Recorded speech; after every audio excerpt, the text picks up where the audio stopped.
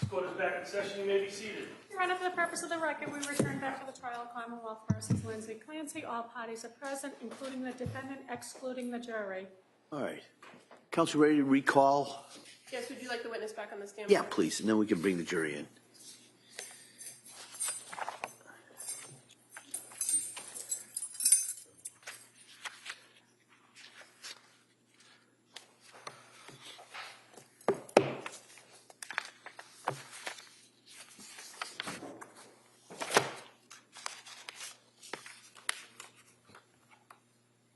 Right this way.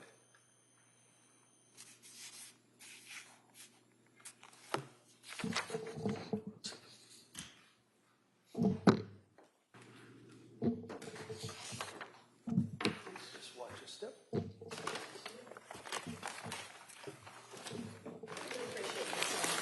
Yes, thank you.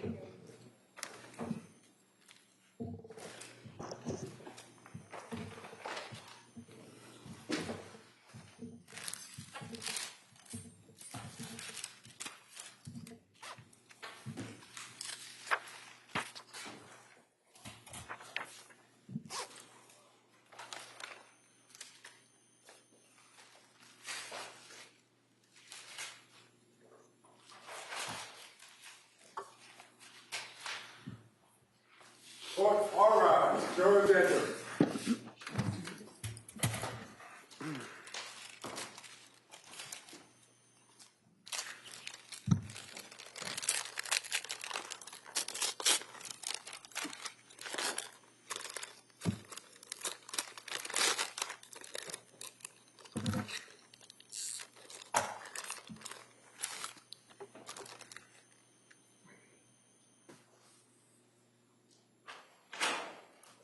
This court's now in session. Please be seated.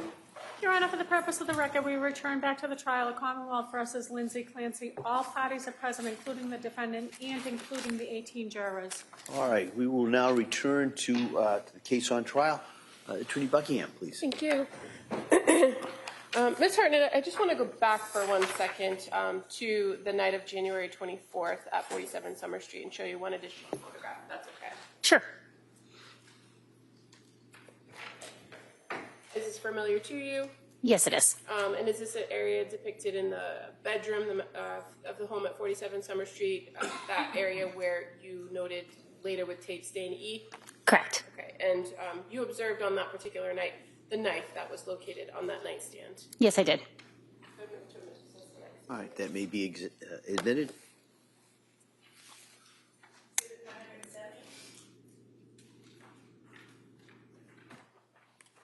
And showing you now on the screen, it's been marked as Exhibit 170.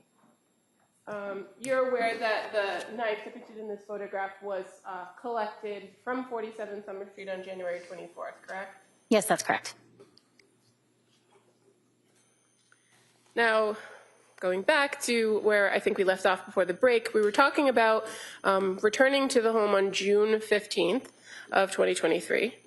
And that you examined some stains on the shingles on the outside of the house. Do you recall that line of questioning? Yes, I do.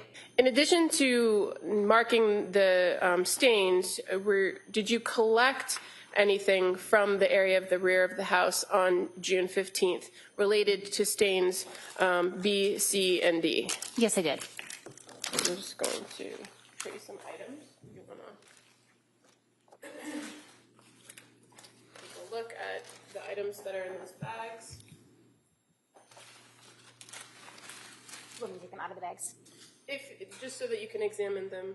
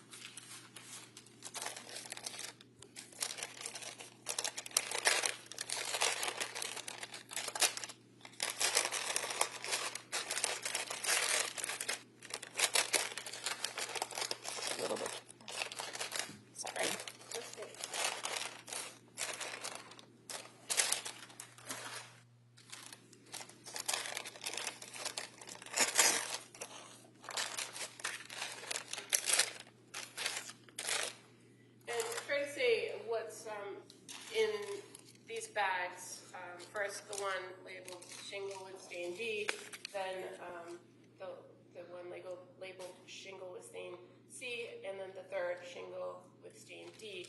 Are these the shingles that you observed those stains on June 15, 2023? Yes, they are. I would move to admit these 3 items as the next. All right, they may be admitted.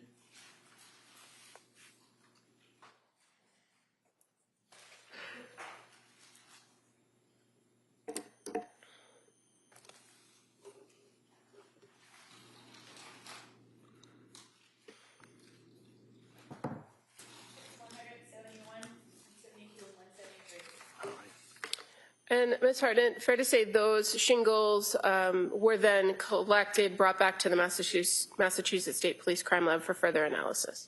Yes, I also collected swabs at the scene from each of those shingles, in addition to collecting the shingles themselves. Now, turning to your other role at the lab, working in the criminalistics unit, did you also perform criminalistics testing in relation to this case? Yes, I did.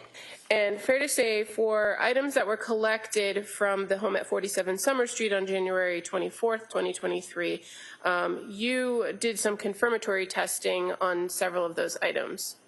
Yes, that's correct. And what items did you do confirmatory testing on? I performed confirmatory testing on some of the swabs that were collected from the home. I believe those swabs collected from stain A. I would have to check my notes specifically for the stains. That's okay. Let's just kind of go through some of the areas of the house first. So as far as the stains that we discovered or that we talked about previously, stain A on the basement floor, that was item 3-3. Stain B on the bedroom floor, that cluster, that's items 3-4, correct? Correct. Stain D from the bedroom windowsill, that was labeled as item 3-6, correct? Correct. And stain F, which is the snow on the backyard, or the stain on the snow in the backyard, item 3-8. Those were all confirmed at the laboratory to be blood. That is correct. And again, we talked briefly earlier about the fact that there's always a screen, and then that you can't make a determination of the substance until a confirmatory test is done, correct? That's correct. And so that is a process that you do at the lab. Yes, correct. And as far as the knife that we just were referring to, the knife that was recovered, what's in Exhibit 170, you were able to examine that further, or swabs taken from that knife at the lab. That's correct. And confirm that what you say was stain A on the blade of that knife was confirmed to be blood. Yes, I performed the screening test as well as the confirmatory test for blood on stain A at the laboratory.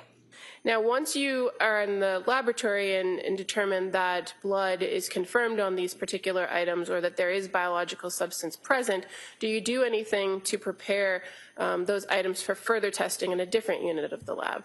Yes, I do. What do you do? For the swabs that I collected and for the swabbings that I took of the knife, I then cut them up, give them a separate item number, and preserve those for potential DNA analysis.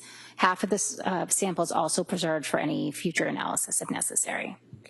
And fair to say it's a different unit at a different part of the Massachusetts State Police Crime Lab that conducts DNA testing, correct? That's correct. And so if some of the items that you examined are selected for further testing, those swabbings or further snippets would then be sent to the DNA unit. That's correct. Now, as it pertains to some of the other items that were collected from 47 Summer Street, you also did some work on 3 exercise bands, correct? Yes, I did. And what did you do in relation to the 3 exercise bands that were collected? After documenting them in the lab, I took samples from each of the ends of the exercise bands, as well as a separate sample from the center of each of the exercise bands. Okay. And so the first band, which is identified as a yellow exercise band, had previously been identified as item 2-2, correct? That's correct. Okay. And so did you take samples from both the ends in the middle of that item? Yes, I did. I'm just going to approach with a photograph. Is that familiar to you? Yes, it is. And in addition to actually taking the swabs, you also document the item that you're analyzing and reviewing, correct? Yes. Prior to performing any kind of collection or testing on an item, I'll photograph it. And so this particular photograph, is it fair to say this is a photograph from your work at the laboratory with the yellow exercise band? Yes, it is. I would move to admit this was the next exhibit. All right, that may be admitted.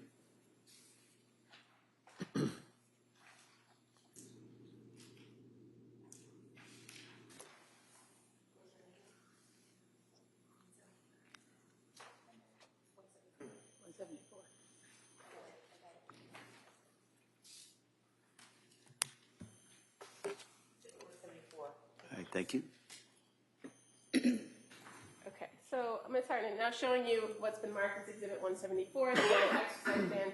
You indicated that you took swabbings from around the handle areas, correct? Correct. And then the middle of the band. That's correct. Why didn't you swab the whole thing? The purpose of the collection was to potentially determine who was holding or had contact with the ends of the band and who potentially had contact with the center of the band, potentially those being two different individuals. So I collected samples separate from the ends as in addition to the center. And was your approach on each one of the bands the same? Yes, it was. Okay. So the second band, which is the black band that was identified as item 2-3, you took samples again from the ends and the middle? That's correct. And I'm just going to show you another photograph. And is that the black band you examined? Yes, it is. Now we're going to admit this as the next exhibit. That may be admitted.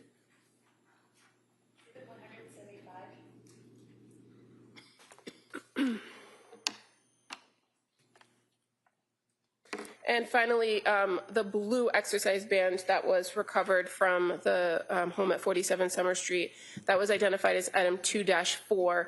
Did you examine it in the same fashion, swabbing the ends in the middle? Yes, I did.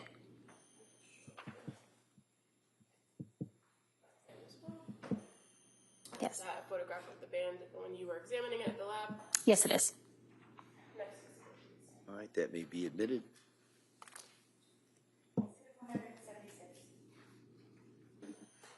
And as far as the swabbings that you took of each of these 3 exercise bands, what did you do with the swabbings after you swabbed the items?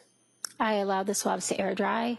I gave them each a item number, and then I preserved half of each of the swabs for additional testing in the DNA unit. And as far as your knowledge of some of the additional testing, you're aware that the exercise band swabbings were sent forward to the DNA unit for additional analysis, correct? Yes, that's my understanding. Thank you. Thank you. Cross? Thank you. Afternoon. Good afternoon. So, Ms. Hartnett, you initially went into the home at 47 Summer Street. At what time that day? Was it in the evening, early morning hours? It was the early morning hours of January 25th. Okay. And you had somebody that was learning underneath you that was with you at that time? That's correct. And you went into the various areas of the house. You went down to the basement, right? Yes. You talked about the stain that you had taken swabs of that was on the carpet down in the basement, right? That's correct. And you went upstairs, and then ultimately you ended up in the bedroom, and you made observations of a number of blood drops, or red, brown, as you put it, drops on the floor, right? There were numerous red brown stains on the floor, yes. On the clothing, the bedclothes that were on the bed as well, right? I do not believe I documented red brown stains on the clothing. It may have been there. I don't know if I have that in my notes. How about the, on top of the nightstand, there was the knife that counsel had talked about, correct? Yes, correct. And then you look at the window, and there was a red-brown stain on the right-hand side of the window as you're looking outside from inside in the bedroom, right?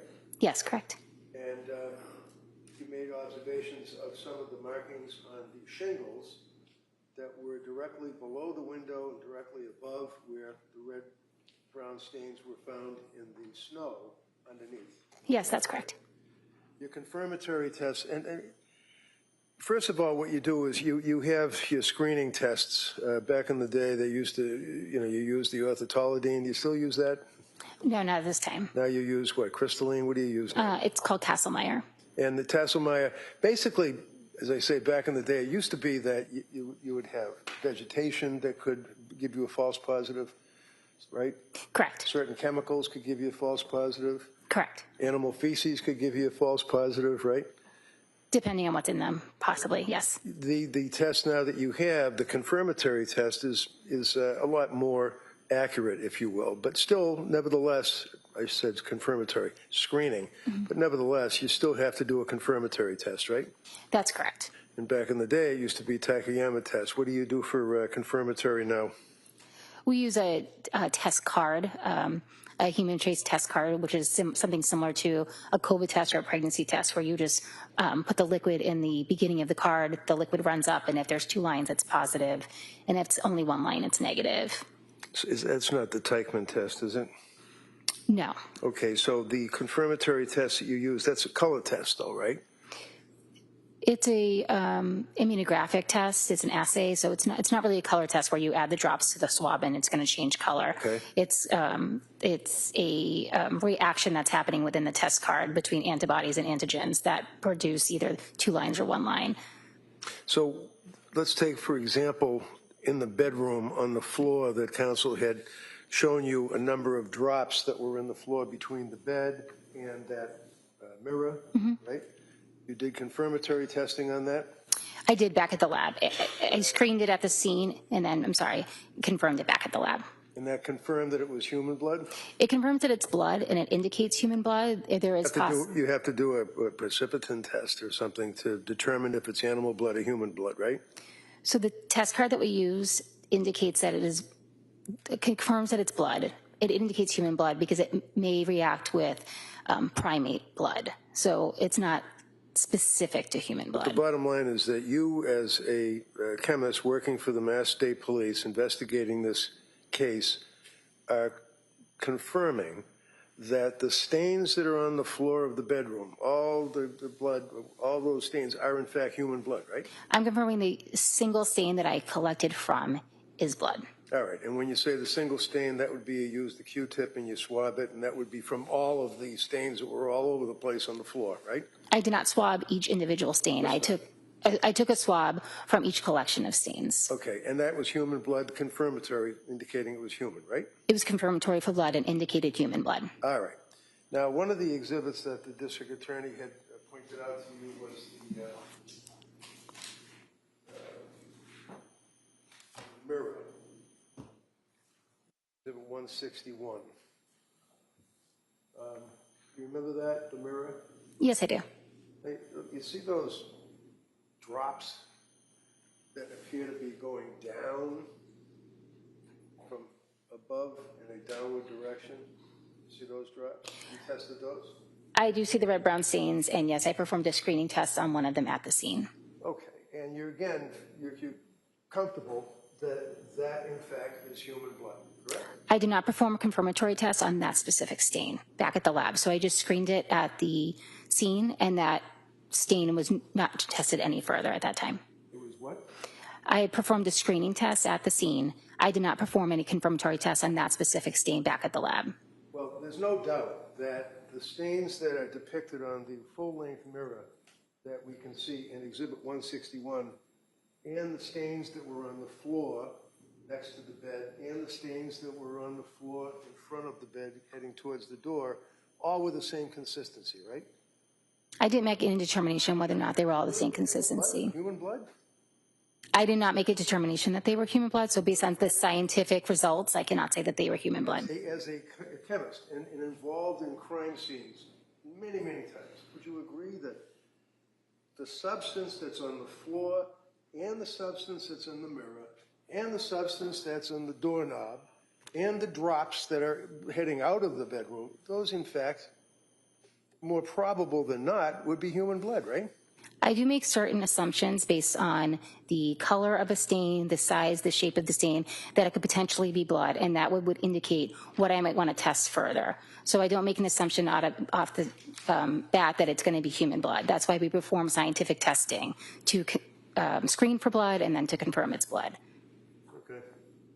So this here, you indicated was some type of insulation? That's what it appeared to me. I mean, I'm not an expert, but it looked like some sort of foam insulation. And it's a little difficult to see with the, see that there? Above the little orange, looks like a little balloon, but let's say it's insulation, or let's say it's something for bugs. You see the red substance on that object? I do. See the red substance, red-brown stain on that window ledge or windowsill? Yes, I do. You tested that? I did not test that specific stain, no. Yep. So do we know if that was blood? No, not at this time. Pretty obvious that it was, though, to you, right? It appears to be a red-brown stain on the exterior of the windowsill, but I did not do any testing on it. Okay. And did I hear you correctly that it was 5 months later that the state police investigators decided that you would get the shingles off the house? I don't know when that decision was made, but that was the day that I was requested to go out. And then the district attorney showed you the shingles and envelopes. You opened them up and looked at them, and you did a confirmatory test on those?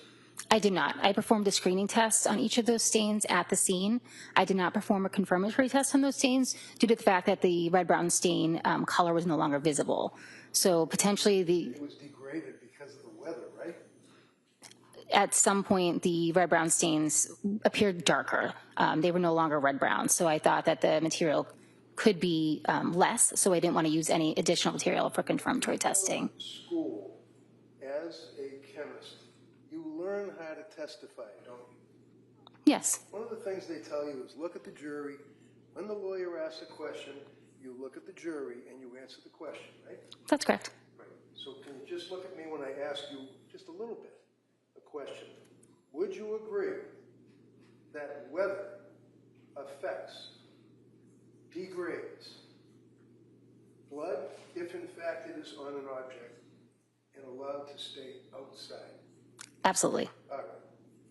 And then, you can look at that. And then you'd agree with me that what you noted appeared to be dark? Yes. It would almost be like bat guano for that matter. We don't know what it is, right? No, I cannot make determination what it was. Like, I just performed a screening test, so I could not confirm it was blood. They just screened positive for blood.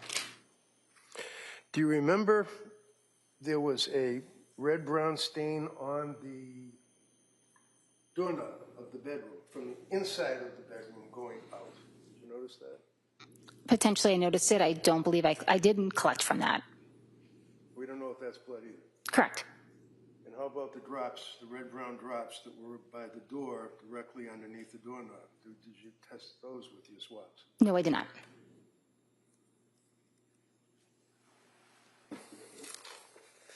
That's all I had. All right. Commonwealth redirect? Just briefly, you were attempting to explain why you did not perform confirmatory testing on the shingles. Can you explain that to the jury? Because I could no longer see the red-brown stain, it just appeared more of a darker stain, a lighter stain that I previously saw at the scene. Given that material, whatever it was on the shingle, may have been limited, performing a confirmatory test is using up additional material to perform that test. So given that was already potentially limited due to the conditions and the time that had passed and the fact that I could no longer see the red-brown stain, I simply performed the screening test, and once that was positive, I took a swab and just preserved it. I did not perform any more testing in the lab on that swab. And is that because you would need something to forward onto DNA if you wanted additional testing to be done? Correct. I would have had to use up a portion of that sample to perform the confirmatory test, and I didn't think that was in the best interest of the case, given the fact that the material may already have been limited. And you indicated that you had previously seen those red-brown stains in those same areas that you swabbed and the shingles were collected back in January, correct? That's correct. Thank you. Nothing further. Anything further? All right. Thank you. Please step down. Thank you. Thank you.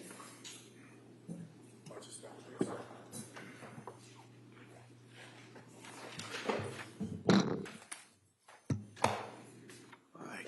Ms. Buckingham? The Commonwealth would call Jonathan O'Loughlin.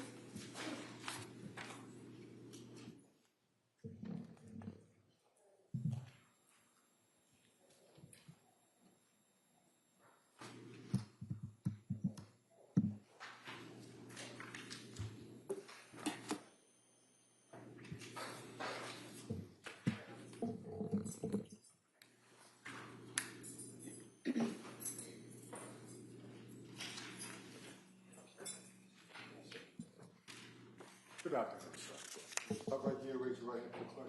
Good afternoon. We solemnly swear that the testimony you give will be true and support in the jury and will not have any common law and the defendant shall be the truth. Thank you, sir. You may take a seat. All right, good morning, sir. Morning. Yes, counsel. Thank you. Good afternoon. Could you please tell the jury your first and last name? Yes, my first name is Jonathan. My last name is O'Loughlin. And can you spell your last name for the record? Olouglin. And what do you do for work? I'm a trooper with the Massachusetts State Police. How long have you been a trooper? Hired in October of 2011. And what is your current assignment with the state police? Right now, I work in the Division of Field Services, and I'm assigned to the State Police Logan Airport Barracks. Going back to January of 2023, what was your assignment with the state police then? I worked in Crime Scene Services section. And how long had you worked in crime scene services? I started in February of 2020. And when did you move to your new assignment? I left crime scene in October of 2023. So do you undergo specific training as a trooper to work in that crime scene services section? Yes. And what kind of training do you get? So we did an internal training in the lab, the crime lab. A lot of it was, the beginning was reading about crime scene processing and fingerprinting, and then it would move on to doing mock cases, following other crime scene services members around to observe, and then it went on to do a competency test where you would process a mock scene, develop fingerprints, and analyze them. It kind of pulled it all together. And then that would go on to a quality assurance program within the lab, and they would determine if you were qualified to be on call. And what things do you do as a crime scene services trooper? What are your responsibilities? So we respond to all different types of crime scenes. At every single crime scene, the main thing you do at every scene, no matter what it is document the scene with photographs. Depending on the type of scene you're at, you may also document the scene with video. You may also sketch the scene by hand. Then also you may collect items of evidence to be processed later, or you may even process items at the scene. What you're processing for is fingerprints. You try to develop fingerprints if there are any. You can do fingerprint analysis and try to determine whose fingerprints are on the items of evidence. And that can be done at a crime scene, but it also can be done back at the crime laboratory, correct? Correct. Depending on the item and where it was located. Yes. As far as your response to particular scenes, do you often go out to crime scenes in tandem with or with a crime scene response unit investigator, forensic scientist? Yes. And you indicated that one of the first things and one of the main things you do is document scenes. Is it best practice to be kind of that first in after a scene is secured to document the scene as it appeared? Yes. And how do you do that? So when you respond to a scene, usually the town that you respond to, the local police department will secure the scene, which means they don't allow anyone in to disrupt the scene until you get there. Then you start with photographing the exterior of the residence, and then you walk in and just document the entire scene room by room as it is. And after that's done, do you kind of go back through and highlight or identify in any way particular things that may be relevant to the investigation of Yes. the crime scene you're responding to? Yes. And how do you identify in the documentation items that might have some relevance or evidentiary value? So some items might kind of be obvious if they're involved in the crime that are still there. Those you want to document further. And sometimes a detective or detective unit or a member will ask you to document another piece of evidence that they would like collected or they would like further looked at. And you indicated that with crime scene services, you respond to all different kinds of scenes and all different types of law enforcement. So sometimes do you work with the local city or town departments? Yes. And in investigations where a death has occurred, who are the primary law enforcement that you're working with? So there will be local, and there will also be the county state police detective unit will also respond for any death investigation. Now, when you are processing a scene or documenting a scene, do you do anything to identify and highlight the items that have been either pointed out to you or that you've seen that could have value in the case? Yes. What do you do? So with those, we put what's called placards. And placards are pieces of plastic that have numbers on them. That way, when you're going through the photos, you can refer to them as placard 1, placard 2, and so on and so forth. And as far as further processing the scene between yourself and the crime scene response, are some items sometimes collected by either yourself or the crime scene response unit? Yes. And when you collect an item, do you identify it in some other way? Yes, when you collect an item and it's put into evidence in the lab, it's given a lab number. The lab number doesn't have to match up with the placard number. The placard's simply for your photos, and then the lab number is the number that will be associated with that piece of evidence all through the crime lab process, all the way through the trial. And when you go to crime scenes for inside houses, for instance, is it oftentimes the case that you are processing the crime scene at the same time investigators are getting into a location with a search warrant? Yes. And so when that's the circumstance, do you photograph and document everything that you can? I'm sorry, can you Sure, I can. repeat that? That's a bad question. When you are with kind of the local law enforcement, do you document things oftentimes that maybe you don't collect and take back to the lab, or the forensic scientist doesn't, but might have value or relevance to the police? Yes. And in those instances, they're not assigned those same item numbers, correct? Correct. I'm going to draw your attention to January 24th of 2023. Do you recall going or being called out to 47 Summer Street in Duxbury? Yes, I do. And what was your role on that scene? So the role was Plymouth State Police Detective Unit had been called out to what was reported as a homicide at that address. So we were called out to document the scene and collect any items of evidence that needed to be processed. Now, in relation to this particular investigation, when you arrived there, had the state police and the Duxbury police already secured the home? Yes. And again, in this situation, were you arriving and going into the home at the same time that a search warrant was being executed? Yes, we waited for the search warrant to be signed, brought to the scene, and then photographed the search warrant, and then we started documenting the scene. And fair to say, in this case, there were a number of items that were identified by your unit by the placards. Yes. And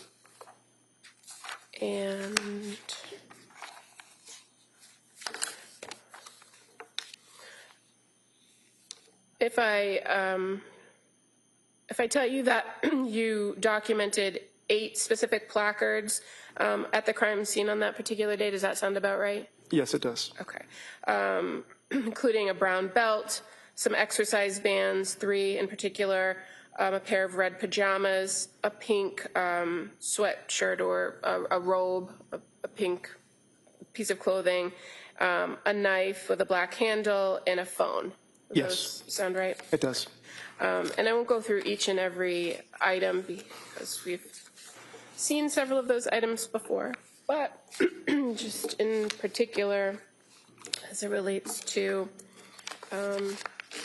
placards 7 and 8, I'm just going to ask you to take a look at some photos, okay? Okay.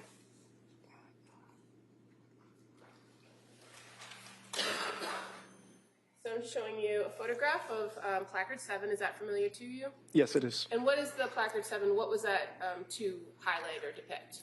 That was a knife covering a red-brown stain found in the upstairs master bedroom. Right, that may be admitted. And I'm showing you another photograph with depicting placard number 8. Is that familiar to you? Yes. And that was a cell phone that was also noted in your documentation of the scene, correct? Yes. That may be admitted.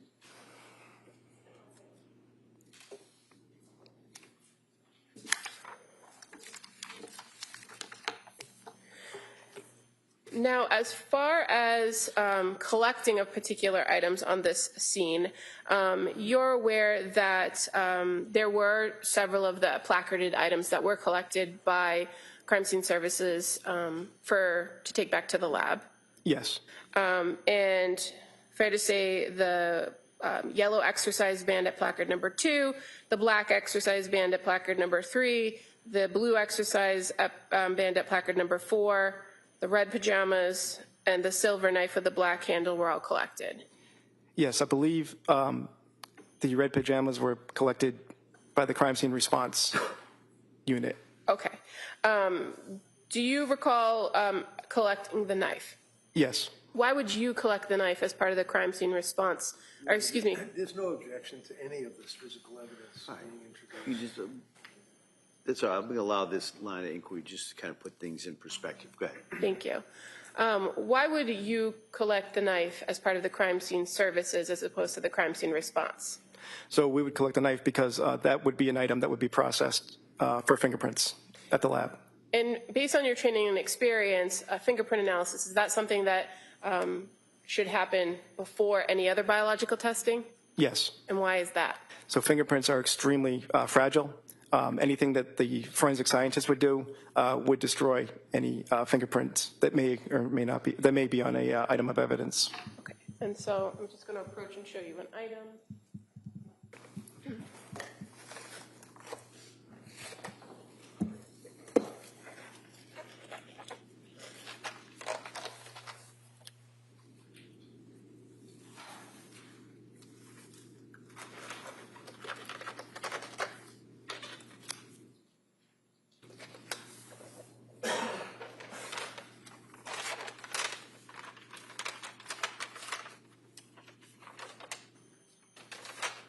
Is that item familiar to you? Yes, it is. Is that the knife that you collected that was located at placard number 7? Yes. Thank you.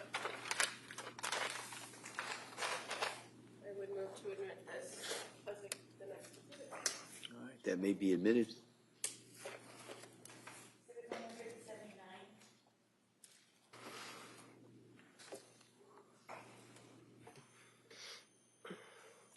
Now, that knife was brought back to the crime lab to your unit?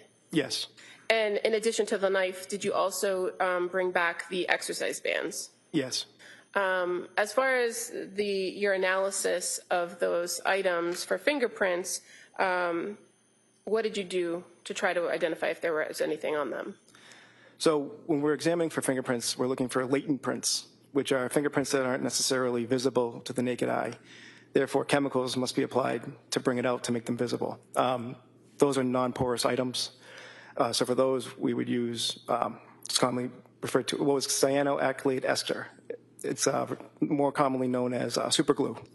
And we put them in a chamber with the superglue. The superglue is heated. There's water, so there's humidity in this chamber. The entire chamber fills with superglue fume, so it adheres to anything fingerprint related on those items. Once the chamber is cleared of the fumes, you open it, and then you can now see if there are any fingerprints on there.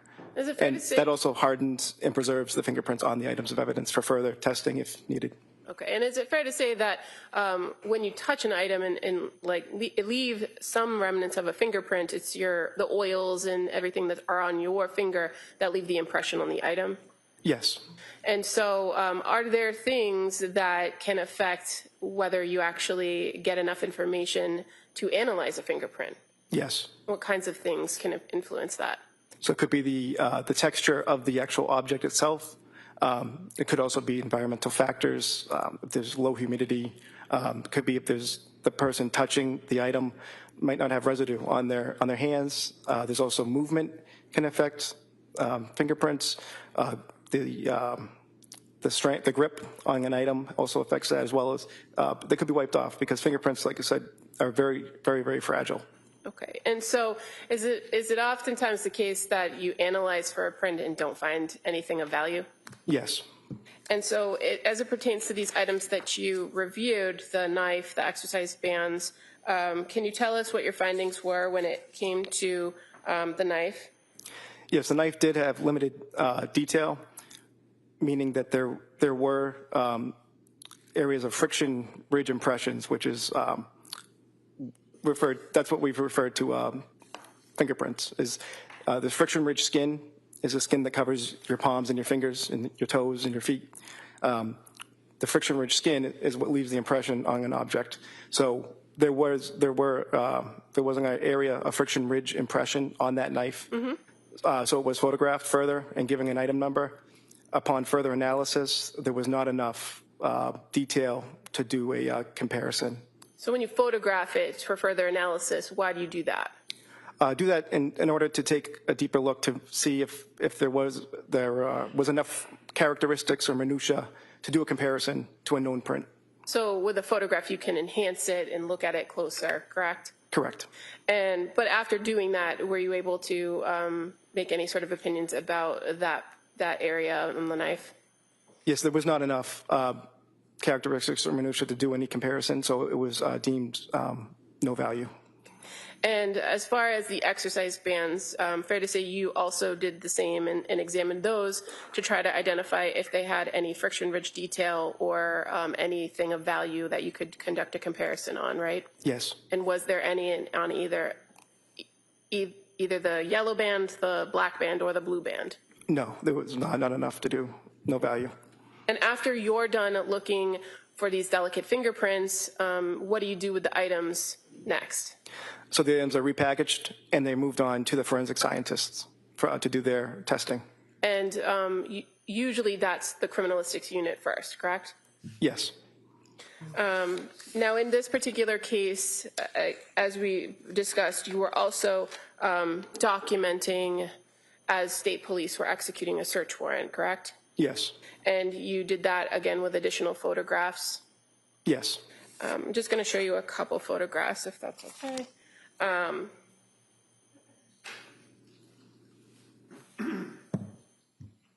3 photographs.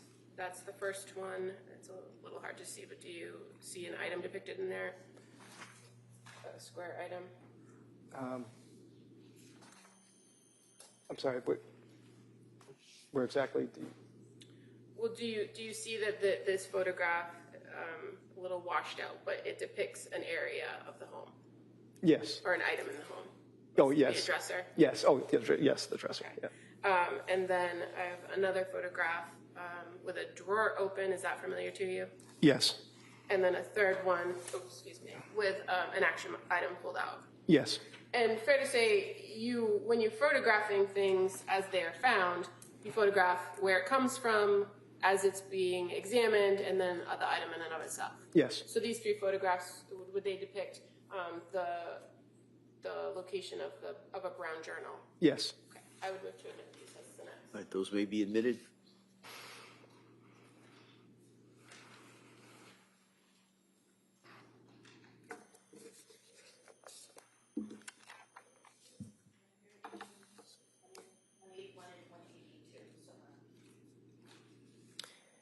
And sir, as far as the dresser, that was located in the basement of the home, correct? Yes, correct. And the item that was collected was not collected by you or the crime scene response trooper, but in fact by the state police detectives unit, to your knowledge. Yes. Thank you. Nothing further. Mr. Reddington. So basically,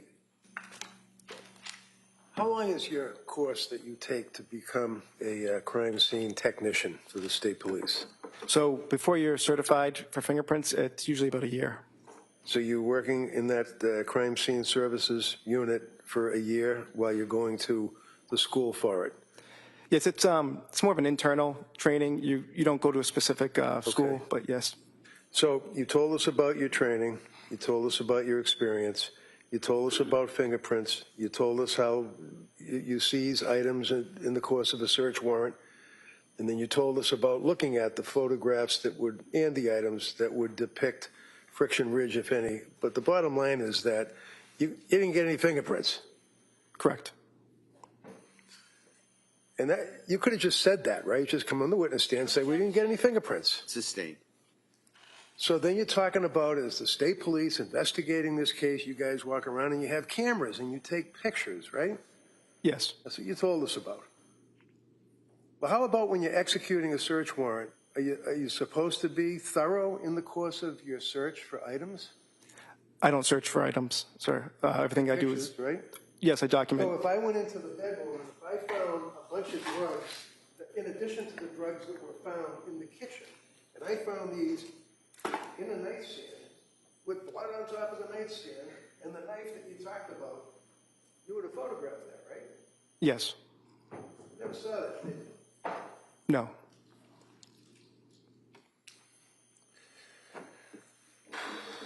I have no further questions. Right. Redirect? All right. Thank you, sir. You step down. Thank you.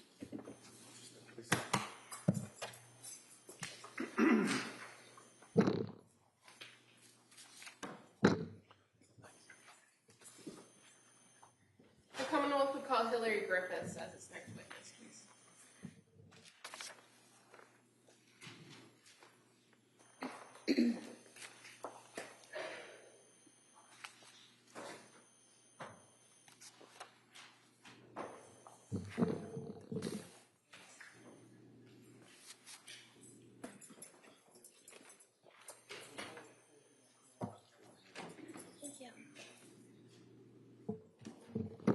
Good afternoon. Look like you don't raise your right hand to the clerk. Good afternoon. Do you solemnly swear that the testimony you give that you shall give to the court and the jury will have an outcome between the client and Thank you. You may have a seat, please. Hi, good afternoon. Good afternoon. All right. Counsel. Thank you. Sorry. It's okay. Good afternoon. Can you tell the jurors your first and last name? Hillary Griffiths, And can you spell your last name for the record? Griffiths. And where do you work? I work at the Massachusetts State Police Crime Laboratory. What do you do there? I am a forensic scientist in the toxicology unit How long have you been with the state police? for 21 years. And have you spent your entire career in the toxicology unit, or have you worked in other units? Initially, I worked in the DNA unit and then in the Office of Alcohol Testing, but I have been in the toxicology unit since 2011. What does the toxicology unit do at the crime lab?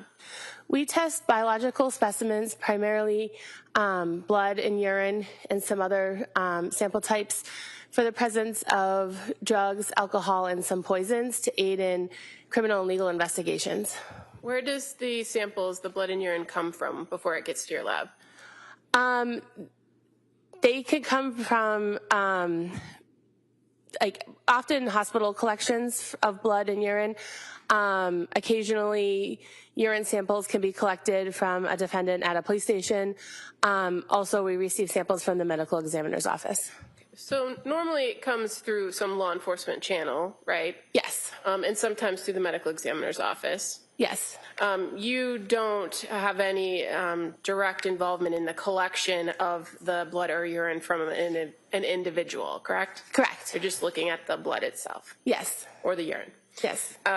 Okay, so what kinds of testing is done in the toxicology unit? You mentioned alcohol and drugs and poison, so how does the toxicology unit handle those things?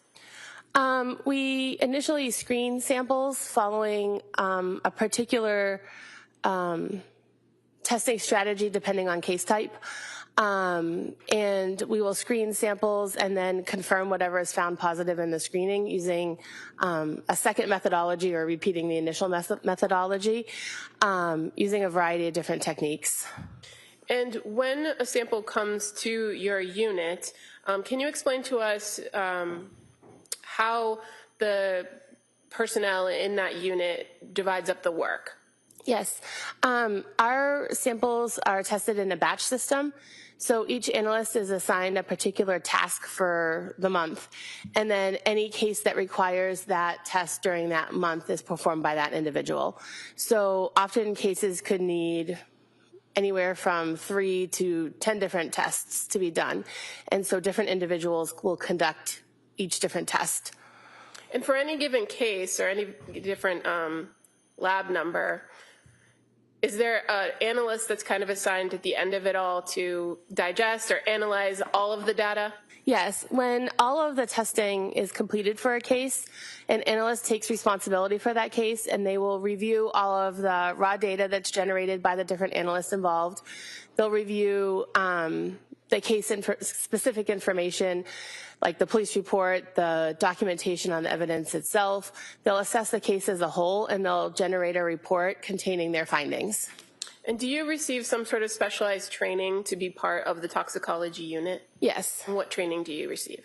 When I began working in the toxicology unit, I participated in approximately a year-long training program where I conducted literature reviews, attended lectures, to learn the theory behind the testing and the testing process itself, as well as the interpretation of the results.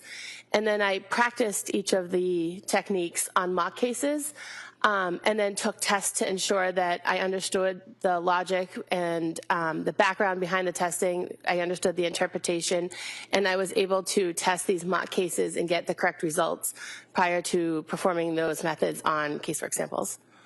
And you described to us that the work is done in a batch flow process so that you could be doing different things at various points. Are you trained to do each part of the process? Yes. And so ultimately you could interpret, but you don't always interpret with every single case that you work on. Correct. Now, in the toxicology unit, you mentioned that there are screening tests and there are confirmatory tests, and those are usually assigned differently in this batch process, correct? They can be, yes. What are generally the screen tests that are done when a case comes into the toxicology unit? For the most part, all cases receive an ELISA screen, which is a very quick color screening test that looks for 8 different types of drugs. It's very sensitive but not very specific, so it basically says this type of drug might be present. Now go do follow-up testing to find out specifically what's present. They also all receive a general unknown screen, which looks for several hundred different prescription drugs, over-the-counter drugs, and drugs of abuse. Then depending on the case type, they can be screened for alcohol, and they can be screened, specific screening tests for GHB can be performed if the case type warrants that. GHB, alcohol, I mean, really? Overall, go ahead. You can continue. And then depending on what is present from those screening tests, that will guide the follow-up testing. And with the follow-up testing, that's the process of going through that secondary confirmatory testing, right? Correct. And in some instances with the screens, are you looking to get any sort of specific information about a particular drug or substance that might be present, or is it just a determination of whether something is detected or not detected? It depends on the test itself and the sample. The general unknown screen only tells us if a substance is detected or not detected. The general unknown screen can be run as both a screening test and a confirmatory test. With other tests, the screening test would just be qualitative, and we would determine if a substance is present or not, such as when we test urine, we can only determine or report out if a substance is present or not. With some tests, when testing blood, we can determine a concentration and know how much of the drug is present. And are there limitations at your lab as far as determining concentration of certain types of drugs in blood? Yes. And so what happens when your lab might have screened or detected a substance but doesn't have the ability to give a concentration? What do you do with that? We can, if the substance is confirmed, so if we've tested it twice and verified that it's definitely present, we can report it out as just detected, as opposed to giving the concentration.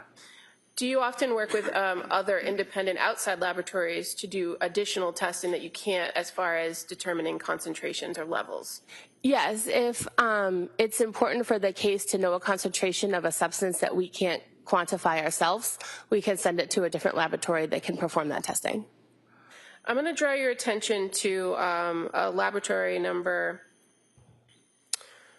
23-01723. Do you recall doing work on that particular lab number? Yes. Do you recall what your role was in that batch process for the lab number? Yes. I performed the confirmation method for benzodiazepines on the urine sample and the quantitation method for benzodiazepines on the blood sample.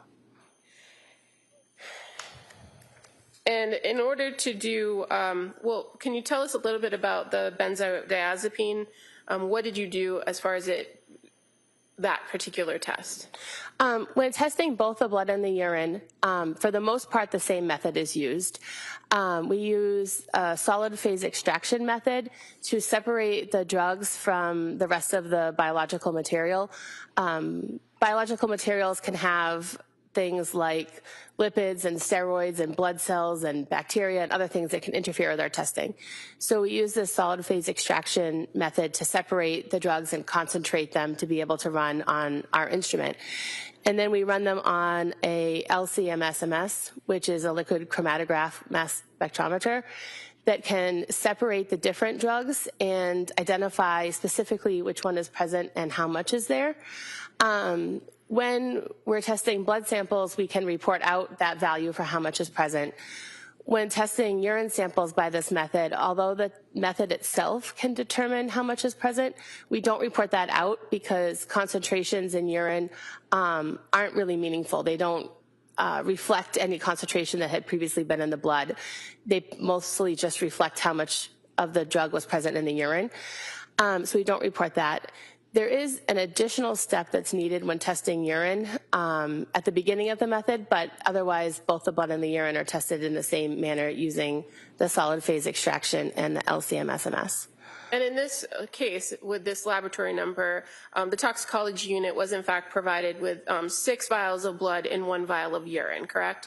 There were 4 vials of blood and then 2 vials of serum plasma, which had started out as blood but were serum by the time we received them, and then 1 tube of urine. Okay. And as far as the urine goes, in your role in this batch process, you conducted that benzodiazepine screen, correct? Yes. And it was positive? Yes. And then the further testing, were you able to detect any particular benzodiazepines in the urine? I didn't conduct the initial benzodiazepine screen through the ELISA method, which was positive. Based on that positive result, I ran the confirmation method on the urine, which identified the specific drugs that were present. And that identified in urine nordiazepam, oxazepam, temazepam, and lorazepam. And based on your training experience when it comes to those substances, if it's detected in either blood or urine, does it mean that there are those 4 separate substances, or could they be derivatives of one particular drug? Yes, each of those substances is available as its own drug. You can get prescriptions for them, you can purchase them. However, diazepam, that's more commonly used than nordiazepam, oxazepam, and temazepam, breaks down into those other 3 substances. So often when we detect nordiazepam, oxazepam, and temazepam, they actually are present in the body because diazepam or another benzodiazepine was initially taken and it broke down to those 3. But as far as your testing is, when it comes to urine, you can't determine or quantify what it was or if it was one drug or multiple. Correct. Now, in this particular case, you indicated that there was also further testing done on the blood, correct? Yes. And was it as well for the benzodiazepines? Yes. And that was just because that was your role in the batch testing for this case? Yes. What were the results in the testing of the benzodiazepines in the blood? The blood contained 8.8 nanograms per milliliter of diazepam and 20 nanograms per milliliter of nordiazepam and 4.8 nanograms per mil of oxazepam and 1.9 nanograms per mil of temazepam and 61 nanograms per mil of lorazepam. And in your role in this testing process, you're just running the equipment, running the tests, and getting the data, correct? There is some analysis of the data. I have to ensure that the controls performed appropriately, that the instrument was running properly, and make a decision based on the instrument data, what I consider to be positive or not. But then it's handed off to another analyst who generates the final report. And in this case, were all the controls appropriate, all the equipment running effectively, and everything done according to the policies and procedures of the lab? Ultimately, all of the relevant controls that were associated with the samples performed appropriately. And what did you do with the information or the data that you received as a result of these tests? What did you do with it? I put it together in a batch file that contained all the data for my analysis. It contained the case data for the samples that were run on that day, as well as all the control data that was run simultaneously, and other traceability type info, and gave it to another analyst who reviewed it to ensure that laboratory policies and procedures were followed, that the controls performed appropriately in order to report the results, and that the results were scientifically accurate. And then after that analyst agreed with my findings, the data was put into the individual case files. And in this case, the reporting analyst for the entire lab number of 23-01723 was in fact somebody by the name of Nicholas Roberts, correct? Yes. And you're aware that there were other forensic scientists who did other testing for other types of drugs in the same test, but it wasn't part of your role or your batch? Correct. Thank you. Mr. Reddington. So the toxicology report you're familiar with was dated February 24th of 2023. Is that correct? Do you have it in front of you? I can refer to it. Yeah. Yeah, great. Thank you.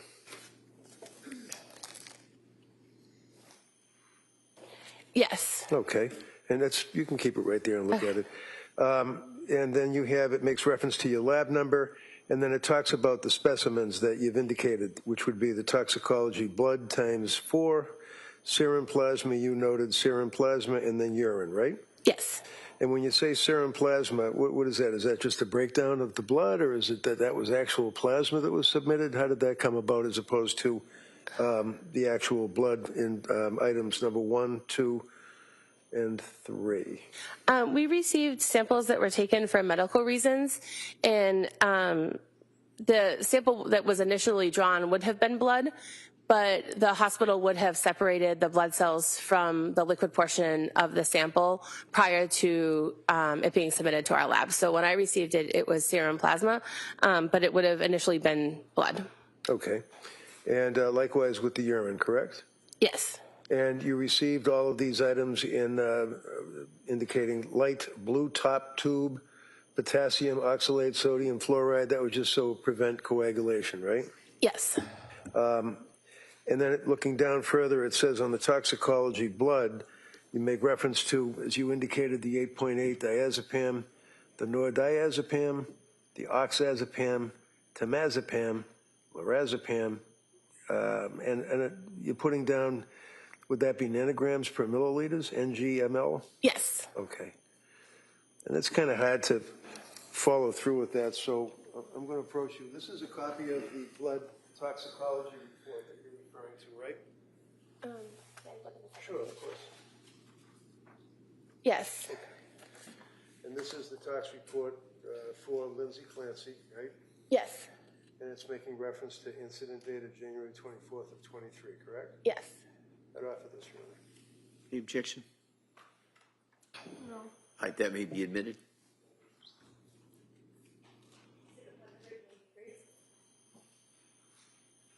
Now, you can continue with the yes. You then make reference to organic bases and neutrals, right? Yes. Can you tell me what is an organic base and a neutral? What does that mean?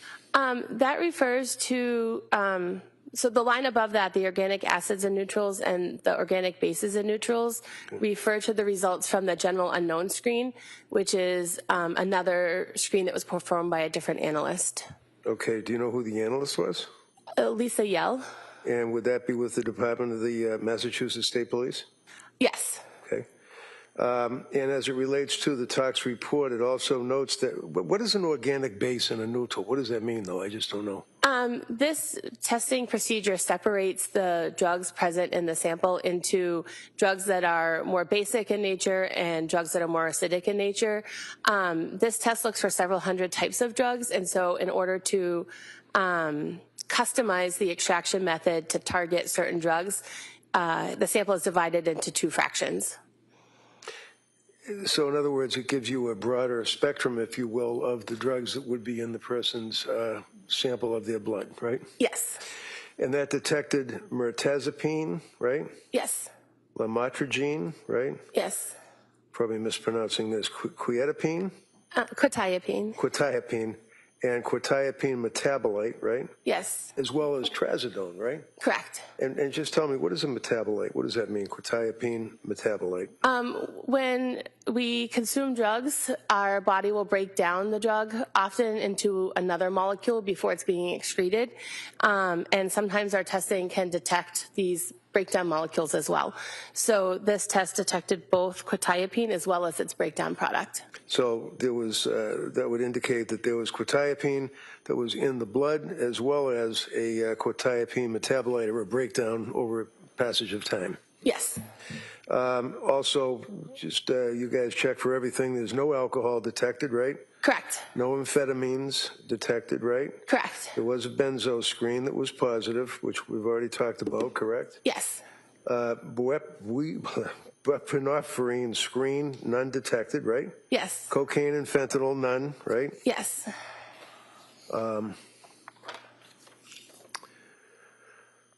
Methamphetamines, none, correct? Yes. Opiates, none. Yes. Cannabinoids, that'd be weed, right? None.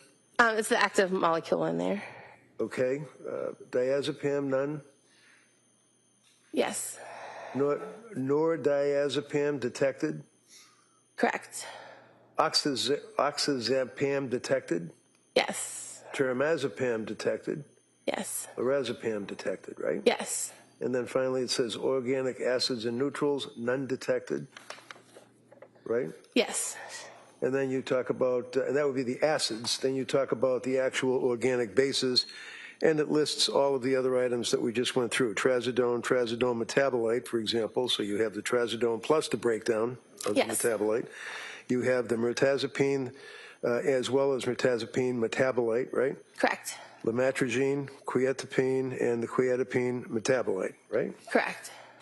Now, you would also, in your direct examination, made reference to another lab that you all work with, apparently, or that you've had occasion to work with, right? Occasionally, we have sent samples to another lab. Okay. Would that be NMS Labs located in Horsham, Horsham, Pennsylvania? NMS Labs, I don't recall the location of the lab. Okay, but you know NMS Labs. Yes. I mean, that's pretty well known, right? Yes. You guys, right?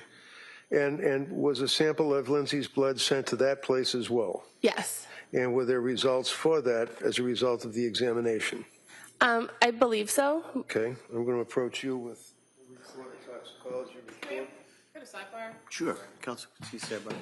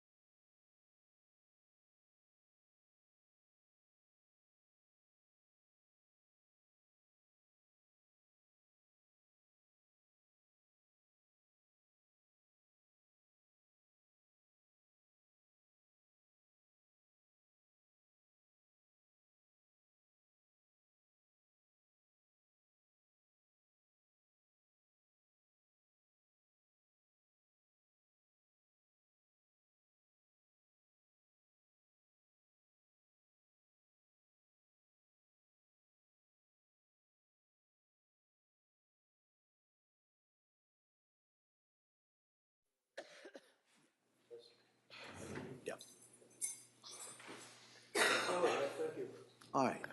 Redirect. Nothing further. Okay, thank you, ma'am. Let me sit down. Thank you. Thank you.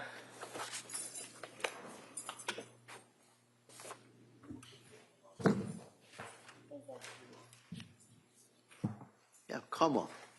The Commonwealth would call Lisa Yell as next witness, please. Thank you so much.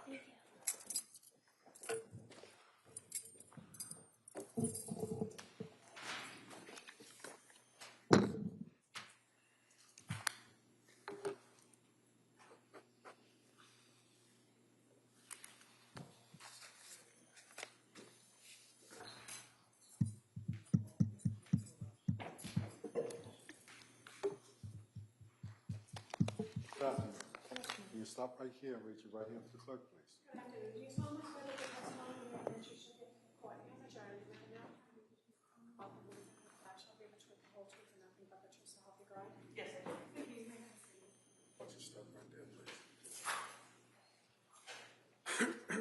Hi, good afternoon. Good afternoon. Hi. Come on. Thank you. Good afternoon, ma'am. Can you please tell the jurors your first and last name? My name is Lisa Yell, spelled Y-E-L-L-E. And what do you do for work? I currently work at a biotech pharmacy company. Did you work for the Massachusetts State Police Crime Lab at some point? Yes, I did. And how long did you work for the crime lab? For 15 years. And in January of 2023, what unit were you working with at the crime lab? The toxicology unit. And more specifically, I guess, February of 2023, were you still in that unit? Yes. Okay. Now, I'm just going to draw your attention right to this particular case. We're talking about laboratory number 23-01723. Did you do any batch work on this particular case? Yes, I did. And what testing did you do in relation to the samples of this lab number? It was a test that was known as the general unknown screen. Can you tell the jury what the general unknown screen does, what it tests for? Sure, that's a screening test for drugs. It essentially would test for hundreds of different prescription medications or drugs of abuse. And in this particular test, the general unknown screen, is there a portion of testing in the lab for general unknowns that would allow you to quantify when certain substances are detected? The general unknown screen is not a quantifiable test. It's just an identification screen. So you wouldn't be able to attribute a specific level of the drug, but just the identification that it was present or not. So it would be a detected or non-detected situation? Correct. And in this particular case, items 10-101 involved a vial of blood that was submitted to the laboratory, correct? Yes. And you did the general unknown screen for the blood? Yes. And what were the substances that were detected in that sample of blood? Would I be able to reference? Sure. Just to ensure that I'm attributing everything? Yep. Any objections? No, of course not. Sure. I can actually show you what's in our exhibit 183.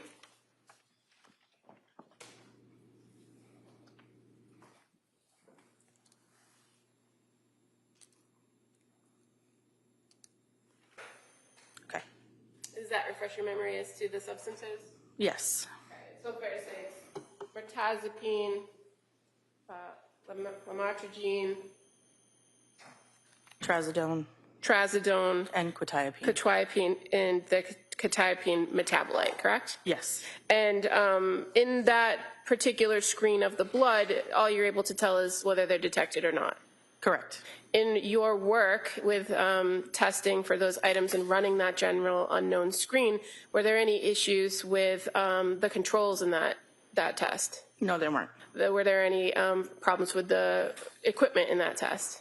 There was a syringe issue, which means essentially if you consider a needle that has a plunger on the top, it would have essentially gotten stuck at some point within the batch run, which could run for 24 to 48 hours. It's a very lengthy run.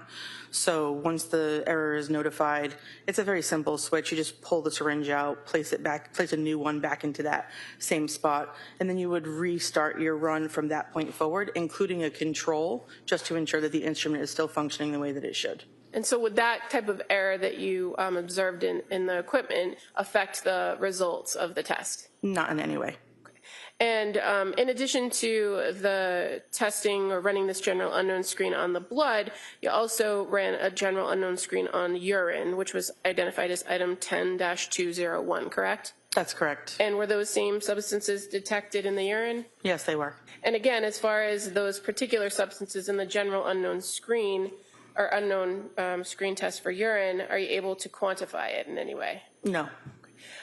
Is it fair to say that there are other laboratories across the country that potentially could quantify those substances? Yes. And so in this case, are you aware that there were samples of the blood that were sent to another lab because of those positive tests for those substances? I am not aware. Okay. You weren't the reporting analyst in this case, correct? Correct, I was not. So after you did those general unknown screens in the blood and the urine, what did you do with the information?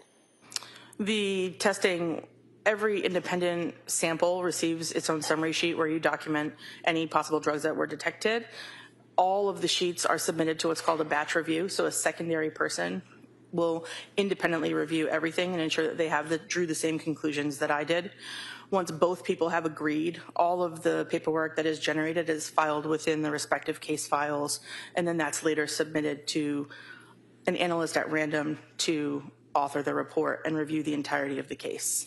And in this particular case for lab number 23-101723, you're aware that Nicholas Roberts was the reporting analyst, correct? Correct. And any decisions on any further testing were likely made through him, in your experience? Yes, it definitely would not have been part of the role for someone doing a portion of the testing within a case. And as far as the particular substances that were detected, when you are running these tests, it doesn't tell you that there were several different drugs that were necessarily consumed by the individual, correct? I don't know if I understand your question. Well, are there certain substances that come up in these screens that could be attributable to the same type of drug? There are certain, we would call them parent drugs and metabolites. Once you ingest a medication, your body will begin to metabolize or break that drug down. So there could be metabolites that are related to the parent compound of the medication that was taken. So where there were five positive or detected substances doesn't mean that there was 5 specific substances, especially where there was a metabolite detected, correct? I guess that. I'm not sure I follow your question again. That's okay. As far as these particular items or these particular substances that were detected in these screens, you weren't able to provide any further information for final review other than they were detected. Correct. Okay. Thank you. Nothing further. All right, Mr. Remington? So, basically, as the court knows, we agree to this. We stipulate to all of this. As far as the blood, the chain of custody, the testing, you didn't have any problems with the quality of the testing, right? It was a good test. It was a good test, correct. Okay. So, in the results that have been described numerous times, there's the reference to metabolite, and there's 5 drugs. Doesn't mean there's 5 drugs. It could be 1 drug with a metabolite. All a metabolite means is that it's a breakdown of the same drug at some point, right? Correct. Like if you're smoking marijuana or something, you have carboxy-9 or whatever they call it. It can be some residue in your blood, right? Yes, the way that. From the breakdown. Yes. And the lab that counsel was referring to, again, would be is it the NMS lab? You familiar with that, NMS? I'm familiar that that lab does exist, yes. Yeah. And what does that mean? Do you know what NMS means? Is it like national something? I'm not familiar with the acronym. All right, thank you. That's all I have. Thanks. All right, Como? Nothing further. All right, thank you, man. You sit down. Thank you. Counsel, can I see you at sidebar?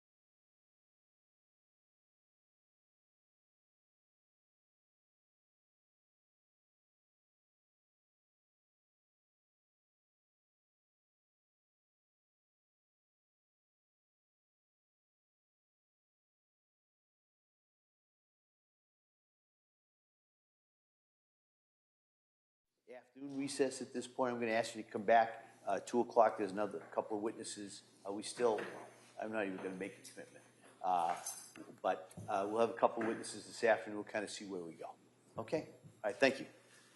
Court, all rise. Jury, with the notebooks placed on the chairs, please.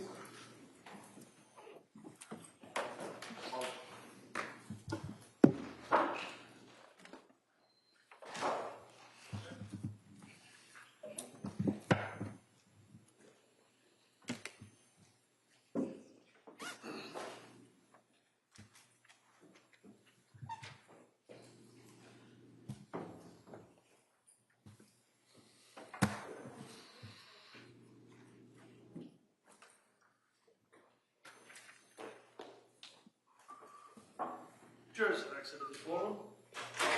All right, so we'll be in recess on this matter till 2 o'clock. Okay, thank you. Court, all rise. Okay, we make sure that this is the Brigham and Women's, the same thing.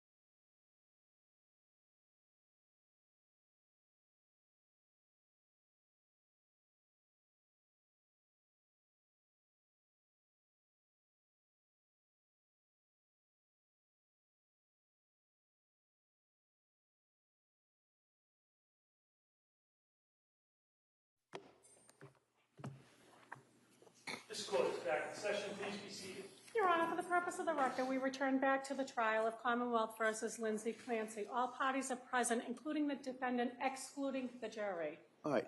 Counsel, could I see it sidebar just for a second?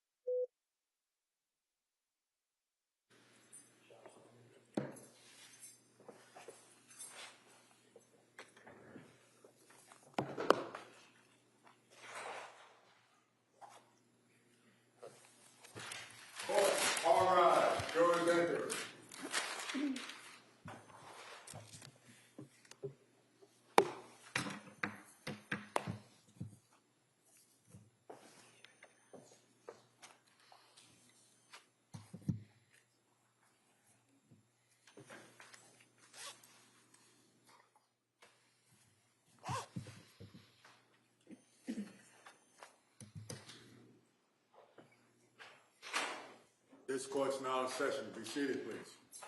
Your Honor, for the purpose of the record, we return back to the trial of Commonwealth versus Lindsay Clancy. All parties are present, including the defendant and including 18 jurors. All right. Again, members of the jury, thank you for your patience with us. We're going to do at this point, we're going to return now to the Commonwealth's presentation of the evidence. And Commonwealth, can you call your next witness, please? Your Honor, before calling a witness, Commonwealth would like to move to enter 3 stipulations as the next 3 exhibits. The first regarding postmortem toxicology. Actually, before we get there, let me just give a little explanation about stipulation. So, members of the jury, what you're going to hear is what's called a stipulation. All right, and what a stipulation is an agreement between the parties, agreement as to facts. Now, keep in mind that the Commonwealth has the burden of proof for every fact and the elements in this case. All right, so. But the defendant has stipulated, and the Commonwealth has stipulated, to these specific facts, all right? And the stipulation is basically may be accepted by you as facts and can be relied by you, along with other facts that you find during the course of the evidence, all right? And so with that, counsel? Thank you. So as the next exhibit, it's a stipulation regarding postmortem toxicology testing of Cora Clancy. 184. As the next exhibit, a stipulation regarding the postmortem toxicology testing of Dawson Clancy. 185. And the third, a stipulation regarding postmortem toxicology testing, for Callan Clancy. 186. All right, thank you. Your Honor, at the defendant's request, I would defer to the court as far as reading them in. All right, do you want? Thank you. All right. All right, so members of the jury, I'm going to read you what these stipulations are. But keep in mind, you'll have these, since they've been entered as exhibits, you'll have them with you back in the deliberations, during the deliberations, all right, back in the jury room. So you'll have these, but let me just read these to you so you can kind of have this as the case is going forward, all right? So Exhibit 184 is a stipulation regarding the postmortem toxicology testing of Cora Clancy. In the above captioned matter, the parties agree to the following facts as it pertains to postmortem toxicology testing conducted for Cora Clancy. Number 1, in accordance with laboratory policy and procedure, laboratory staff screen, analyze and review samples submitted for testing using batch testing processing prior to final review and interpretation by the assigned analyst. 2, all policies and procedures were followed in this case. And 3, in addition to forensic scientist 2, Alicia Zimmerman, being the assigned analyst and processing samples associated with case number 23-01875, Cora Clancy, laboratory staff had the following roles in the testing process. A, Brittany Massette and Natalie Law conducted screening analysis on item 1-01, which was the heart blood of Cora Clancy. B, Hannah Knowles conducted batch review analysis of screening tests conducted by Massette and Law. C, Marissa Dreyer and Seth Utter conducted further analysis on items 1-1-01. D, Emily McCall and Jacob O'Connell conducted batch review analysis of testing by Dreyer and Utter respectively. E, Tashi Washington conducted a technical review of the entire case prior to the issuance of Alicia Zimmerman's report. And F, Jennifer Mejia documented the measurements of the specimens collected for possible postmortem toxicology testing. So that's the stipulation on Exhibit 184 regarding the testing related to Cora Clancy. Exhibit 185 is a stipulation regarding postmortem toxicology testing relating to Dawson Clancy. And so, number 1, in accordance with laboratory policy and procedure, laboratory staff screen, analyze, and review samples submitted for testing using batch testing processing prior to final review and interpretation by the assigned analyst. 2, all policies and procedures were followed in this case.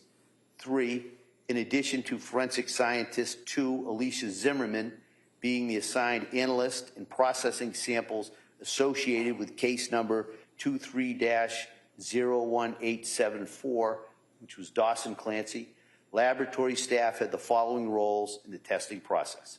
A, Brittany Massette and Natalie Law conducted screening analysis on item 1-1-01, which was the heart blood of Dawson Clancy.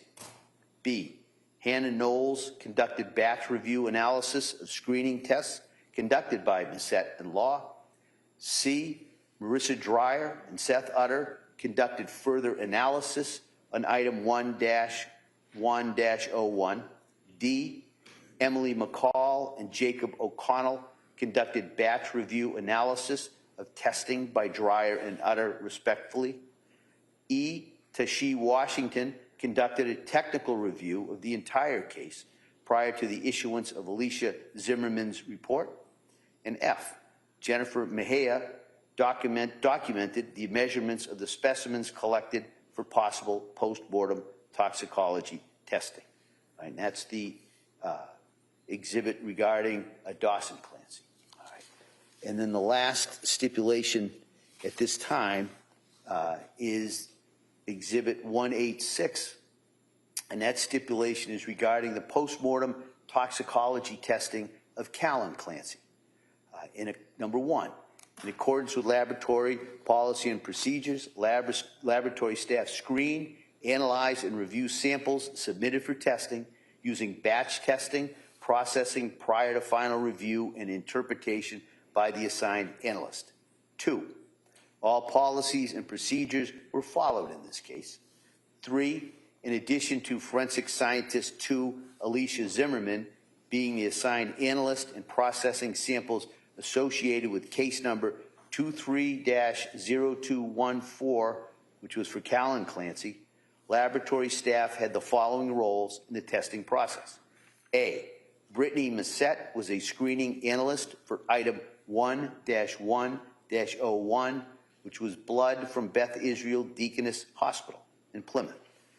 B, Natalie Law and Marissa Dreyer conducted further analysis on item 1-1-01. C, Hannah Knowles and Emily McCall conducted batch review analysis of item 1-1-01.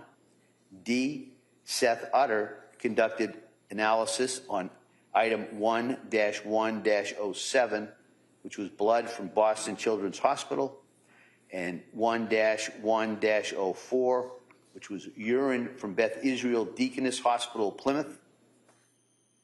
E, Nathaniel Almeida conducted batch review analysis on item 1-1-07.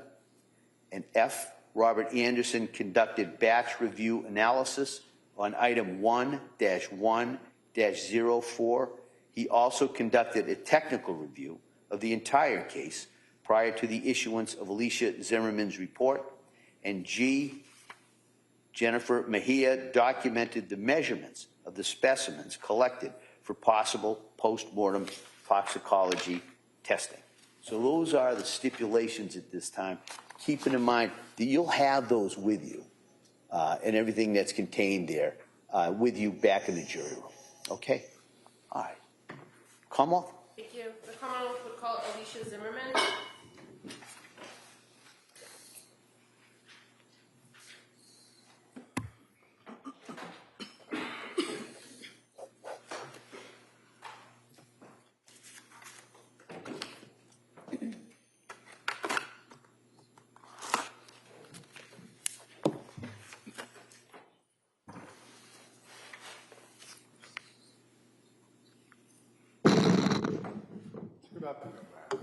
Stop right here, raise your right hand.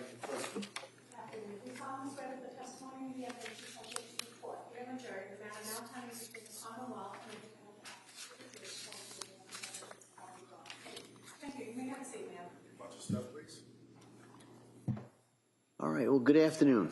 Good afternoon. All right. Commonwealth. Thank you. Could you please tell the jurors your first and last name? Alicia Zimmerman. Would you mind spelling your last name for the record? Zimmermann. And where do you work? I work at the Massachusetts State Police Crime Lab. And where do you work at the crime lab? I'm in the toxicology unit. And what's your role there? I'm a forensic scientist too. How long have you been with the crime lab? Since August 2014. And in order to work in the toxicology unit, did you receive some specialized training and education? Yes, I have a Bachelor's of Science in Forensic Science from the Pennsylvania State University and a Master's of Science in Forensic Science from the Virginia Commonwealth University. I also completed the toxicology's unit training program, which included wet lab work, literature review, competency exams, and written exams. And in your role as a forensic scientist too at the Massachusetts State Police Crime Lab Toxicology Unit, you're familiar with the batch review testing? Yes. And as part of that process of working, the workflow being in batches, is it fair to say at various points, different members of the unit are assigned to different tasks within the toxicology unit? And at some point, you might be doing work on a case where you're actually asked to author a report at the end of the testing. Is that fair to say? Yes, if you're authorized. And are you authorized to issue reports? Yes. And what kind of toxicology testing are you authorized to issue reports for? I'm authorized for postmortem investigation. Now, as it pertains to postmortem investigation in the toxicology unit, where do samples come from? So the samples are submitted from the Office of the Chief Medical Examiner to the Evidence Control Unit in Sudbury. They then assign a unique LIMS number, it's a Laboratory Information Management System number, and a corresponding barcode to the evidence. They then transport the evidence to our unit in Maynard, and then we put the evidence into our custody, sample the evidence, and assign testing to it. And so when a sample comes to you in a postmortem situation, that's because somebody has passed away, correct? Correct. And there doesn't always have to be a corresponding state police crime lab investigation. No, our cases are separate. So your case comes to you and gets a separate lab number from the crime lab. Correct. And it also is tracked by a lab number or a case number from the medical examiner's office, correct? Yes. Okay. And so when you receive in the postmortem toxicology samples, do you sometimes receive blood? Yes. At times, do you also receive urine samples? Yes. What types of screening tests does the postmortem toxicology testing, what are the screening tests used in those instances, or those cases, I should say? So every case that we receive gets 3 preliminary screening tests. The first one is a volatile analysis. The second one is an 8-panel of commonly abused drugs by enzyme-linked immunosorbent assay, also known as ELISA. And then the third thing we do is a general unknown screen by gas chromatography mass spectrometry, and that looks for illicit and pharmaceutical drugs. Now, in a circumstance where the decedent or the person who died is a child, there are additional screens that can be done? Yes. And what's the additional screen in a child case? If the decedent is less than or equal to 11 years old, we also perform an ELISA pediatric panel, a general unknown screen for acidic and neutral drugs, and a vitreous chemistry analysis. Now, in cases where your unit receives these samples from the medical examiner and a screening test is done, if no substance is detected in either of those 3 screens, or if in a pediatric case, that 4th screen, what happens? No further testing is performed. And so if you are the reporting analyst in those cases, you would simply note none detected? Yes. Okay. I'm going to draw your attention to a case that was submitted by the medical examiner in January of 2023. I think your unit might have reviewed the evidence in February of 2023. Are you familiar with the case involving 3 different postmortem toxicology testing, but all related? They are 3 separate reports. Right, but you're aware that the children that were the subjects were related? Yes. Okay.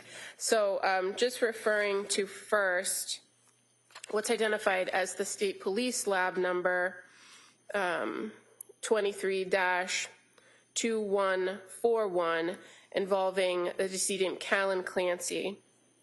You recall receiving several items in the postmortem toxicology unit to test? Yes. And it included toxicology blood that was taken from the Beth Israel Deaconess Hospital in Plymouth, right? Is that correct? Yes. As well as blood that was collected from the Children's Hospital in Boston. Yes. And urine also collected from the Beth Israel Deaconess Hospital in Plymouth. Yes. And were screens done on the samples, namely the blood from BID Plymouth, the urine from BID Plymouth, and the blood from Children's Hospital? Yes. Were any substances detected on those 3 screens and the pediatric screen that you've just described to the jury? No, they were not. And as far as the next case, which would be laboratory number 23-01875, the decedent being Cora Clancy, you received some heart blood from the medical examiner's office post-mortem, correct? Yes. And as far as that, were those screening tests conducted in this case for Cora? Yes. And were there any substances detected? No, we did not detect anything. And as far as laboratory number 23-01874, which is the decedent Dawson Clancy, your unit received an item 1-101 of heart blood from Dawson Clancy, correct? Yes. And that was also post-mortem? Yes. And were those screening tests, those same 3 tests plus the pediatric test run for Dawson? Correct. Were any substances detected? No, they were not. And so where in each one of these 3 separate cases there was no detection of any substances, did you do anything further other than issue a report saying none detected? No. I reviewed the data and then I issued the report with the none detected results. If there had been any positive findings, additional testing would have been conducted, correct? Yes, if we receive a positive screen, we will either perform confirmatory analysis or quantitative analysis depending on the testing. And just as it pertains to these 3 cases, the samples received for Callan Clancy, why did they come from a different source than the other 2? So the medical examiner sends us the samples. If the decedent is in the hospital prior to the autopsy, they will typically send us those hospital samples as well. They prefer to have the hospital samples tested because that date and time is usually prior to the decedent's death, and we can sometimes determine what sort of drugs or poisons may have been in that decedent's body prior to their death and before drugs may have been given at the hospital. And once these tests are conducted in the postmortem toxicology unit, the results, where are they sent to? They are sent to the medical examiner to go with their report. Thank you. Nothing further. All right. Attorney Reddington. All right. Thank you, ma'am. Thank you. Sit down. Thank you.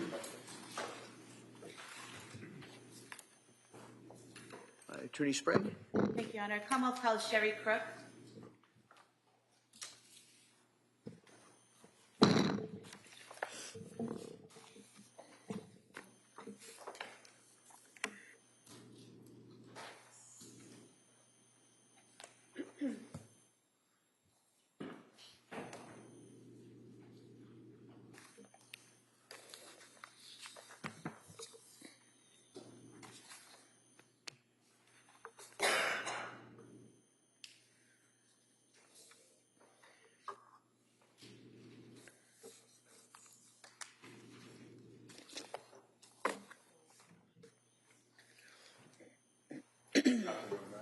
Stop right here, raise your right hand to the clerk, please. Good afternoon. Do solemnly swear that the testimony and the evidence you shall give to the court and the jury is not enough to prove the common law, the defendant's passion, the truth, the whole truth, and nothing but the truth. Thank you. You may have a seat, ma'am. Watch your step, please. Good afternoon. Good afternoon. Attorney Sprague, please. Thank you, Your Honor. Good afternoon. Can you please state and spell your name for the record? Good afternoon. My name is Sherry Crook, Sherri, last name Crook. What do you do for work? I'm a supervisor in the crime scene response unit at the Massachusetts State Police Crime Laboratory in Lakeville. And how long have you held that position at the lab? I've been a supervisor in that unit approximately 18 years, and I've worked at the lab for 26 years. Can you describe for us your educational background, please? I have a Bachelor's of Science in Biology from UMass Dartmouth and a Master's of Science in Criminal Justice from Westfield State College. And if you could just describe for us the nature of your work and your duties at the lab. So my main job is a supervisor in the crime scene response unit. As a supervisor, I am a liaison for the state when crime scenes occur and a forensic scientist is needed. So I answer calls, figure out what type of services are needed. I then get forensic scientists to respond to areas. I oversee generally the southern region, which would be Plymouth County, Cape and Islands, Norfolk, Bristol County, but I do take calls for the entire state. I oversee the forensic scientists that respond to my area. I technically review reports. I also am involved in the criminalistics unit where I test and examine physical evidence for the presence of biological fluids. This would be blood, semen, and saliva, and trace materials, hairs, fibers, gunshot residues. These cases include fatal and non-fatal beatings, stabbings, shootings, sexual assaults, and motor vehicle accidents. We do the testing in the lab, similar to the testing at crime scenes. And what type of training have you had to be qualified to be a forensic scientist in all these different areas at the lab? So when I first began, I've always worked in the criminalistics unit. I went through a training process where I first observed trained chemists in the analysis of evidence. I then performed this analysis under the strict supervision of my supervisor. At the completion of each area that I was testing in, I took written and oral competency exams. So there are several areas in blood, semen, saliva that we take tests on to prove our proficiency. And have you passed all of these competency tests? I have. And have you passed all of your proficiency tests? I have.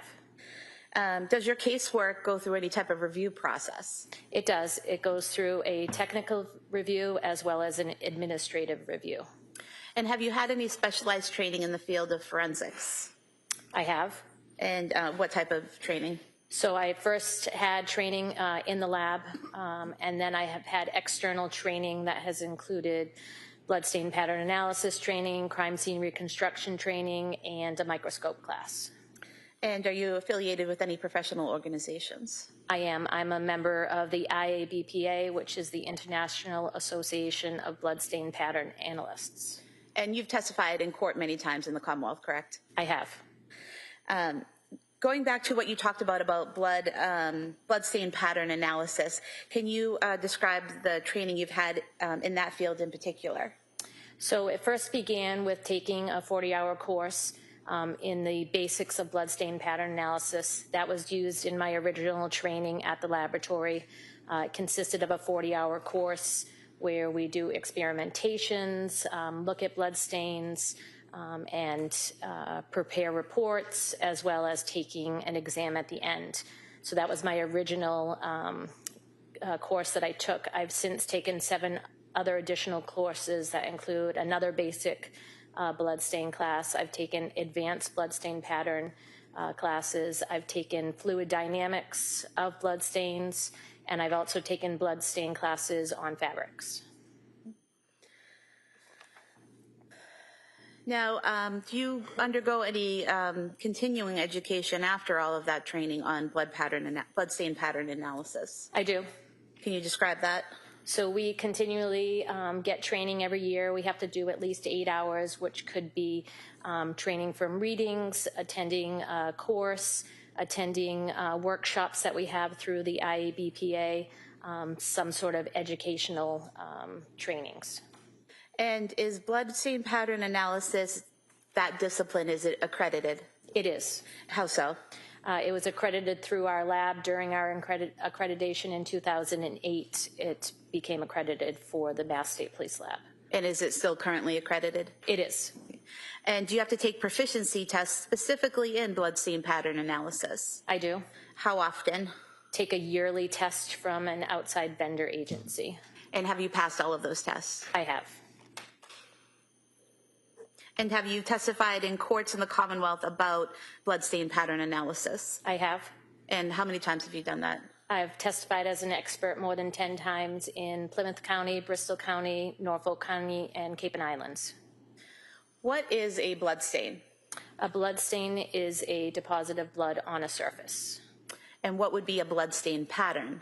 A bloodstain pattern is stains on the surface by which we look at it and identify how it was created. So could you describe for us what bloodstain pattern analysis is? So bloodstain pattern analysis is the examination of bloodstains and bloodstain patterns by which that they are deposited on a surface. We can give information about how the blood was deposited as well as how the incident occurred to deposit those bloodstains. And are there different bloodstains and bloodstain patterns, and are there terms ascribed to those that tell you what kind of patterns they are or what kind of bloodstains they are? There are. And what are some of the features and characteristics that you look at when you're performing your analysis to determine the type of stain or pattern? So we look at specifically the size, shape, and the distribution of those stains. With looking at that information, we can tell you the how, what, when, where, and how things were created by looking at those stains. That information, the size, shape, and distribution will answer some of those questions. Can you tell the direction of a bloodstain pattern? You sometimes can, yes. And how do you go about doing that, and why is that important? So in some stains, there is an identifying feature that we look for. It's called a tail. So when blood flies through the air and lands on a surface, it usually will land in an oval shape, an elliptical shape that may cause it to have a tail. The tail is an extension of that elliptical shape. We use that to identify the direction that the blood is traveling. So the tail will point in the direction that the blood was flying when it landed on a surface. So we can tell by that tail where that stain may have originated from. And are there different categories of stains? There are. And what would those be? We describe them as passive stains, transfer stains, and dynamic stains. And could you define what those are? Sure. So passive stains are stains where only the force of gravity is acting upon that stain. Some of the examples would be a drip stain, a flow, or a blood pool. We have transfer stains, which are stains that are created when a bloody object or body comes into contact with another surface, transferring that stain there. We have smears or wipes. And then for dynamic stains are where a outside force has been acted upon the blood. A forceful force that has projected the blood onto a surface, either by projecting it out or compression that projects the blood out.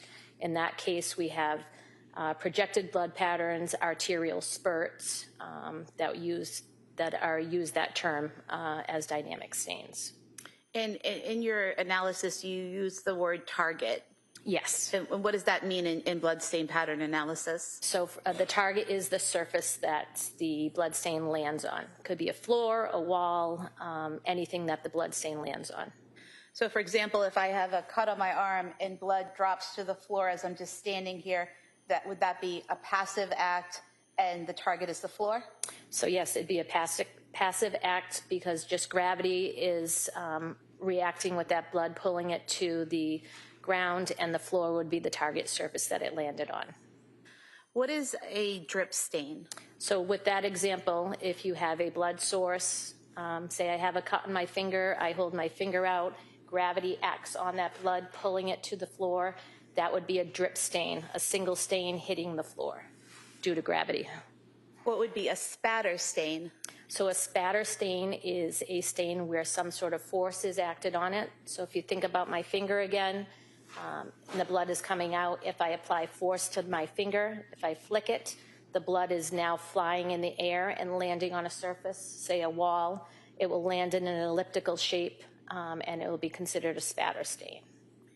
And are you familiar with the phrase cast-off pattern? I am. And what is that? So a cast-off pattern is a collection of stains, usually elliptical or circular in shape.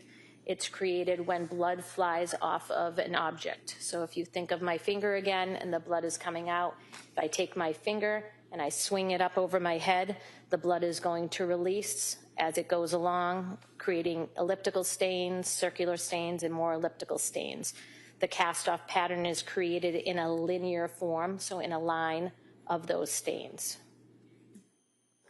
And what is a transfer stain? So a transfer stain is when a bloody object comes into contact with a surface. So if you think of my hand, and I put it on the top here, and blood is left behind, I lift it up, that's a transfer stain of blood. And what is a wipe? So if you think of my hand, it's a transfer stain, a wipe is. You think of my hand and there's a blood pool on the surface and I run my hand through that blood pool, I'm wiping that blood, causing a wipe stain. The original stain, which is a blood pool, would now be called an altered stain because there is movement through that stain when I drag my hand through it. Is a swipe different than a wipe? It is. What is a swipe? So a swipe is a transfer of blood, but say I've made that wipe stain and I lift my hand up and I have blood on the surface, I then go to a clean surface and wipe it on that, that would be considered a wipe stain.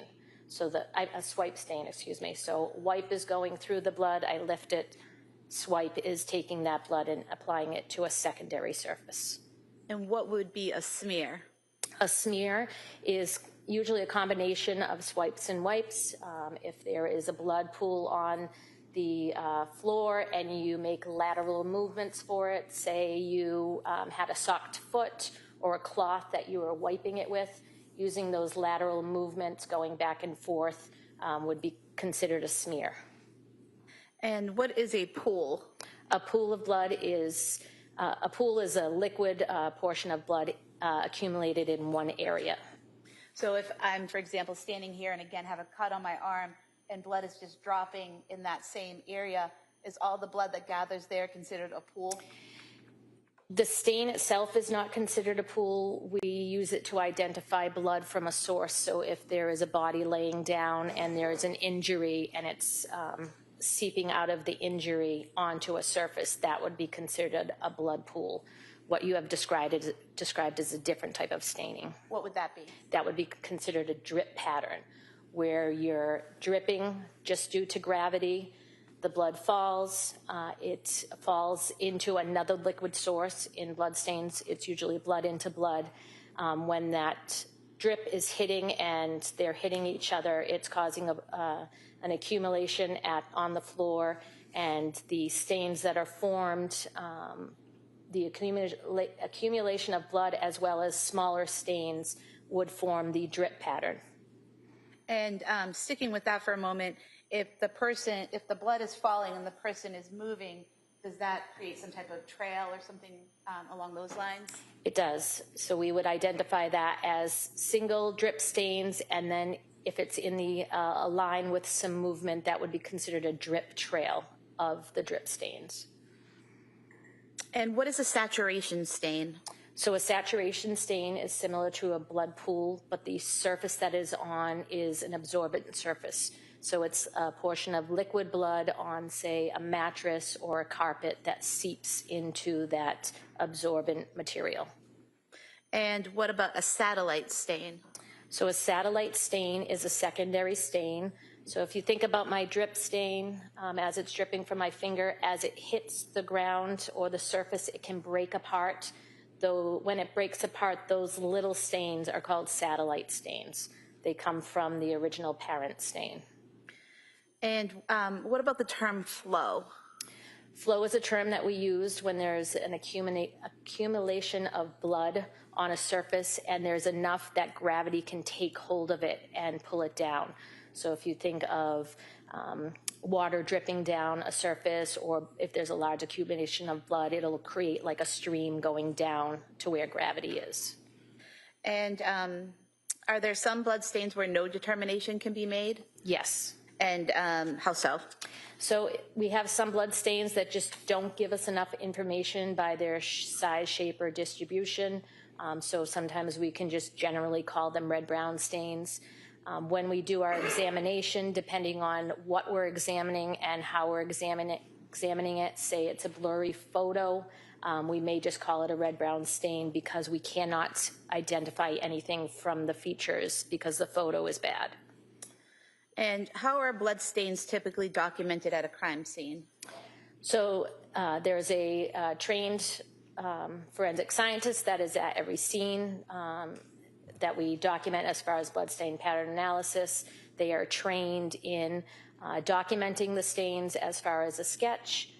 We also document them with ruler tape. We want to know how high up stains are from the floor, and we also use very small ruler tape with individual stains. That tape is used to show the size. It is then photoed by crime scene services. They'll do a far away shot so we can get the whole information in one shot. They will do a medium and then a close-up of stains so we can get the sizes of the stains. Those photos are used for documentation and reviewing when we do our exam. And do you do your interpretation and analysis at the scene or through photographs? So with those photographs, we do the examination back at the laboratory. I want to show you some things on the screen here. Are you familiar with this slide here? I am. And how are you familiar with it? So that is a slide that pictures of drip stains that I've used during my trainings to show how the stains were formed when it hits at a different angle. So depending on how it hits on an angle is how it will form. So the bottom stains, which are more circular, will fall at a 90-degree angle. And as you get to more of elliptical shaped, they fall at different higher angles when they hit the target surface. But these that are shown here, labeled drip stains, these are all drip stains. It's just how they fall at different angles. Correct. Mark this as the next exhibit. Any objection? All right, that may be admitted.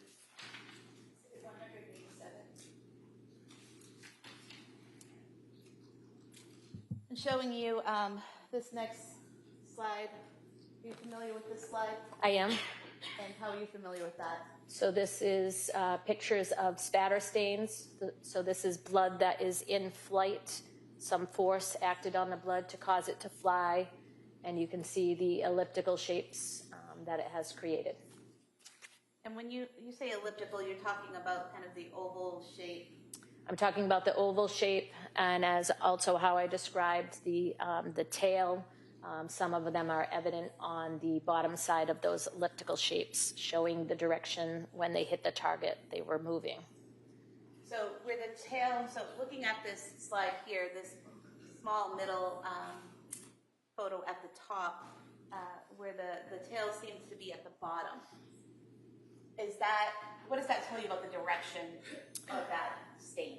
So if I may refer to the one on the right, it's a little bit more descriptive. So the one on the right, may I stand? Yes, please. If you look at these stains, they are elliptical in shape, and they all have an extension, which we call the tail. So they're hitting the wall, and the tail is pointing in the direction that it is moving. So we have the elliptical shape and then the extension. So they are going from a left to right in a downward direction.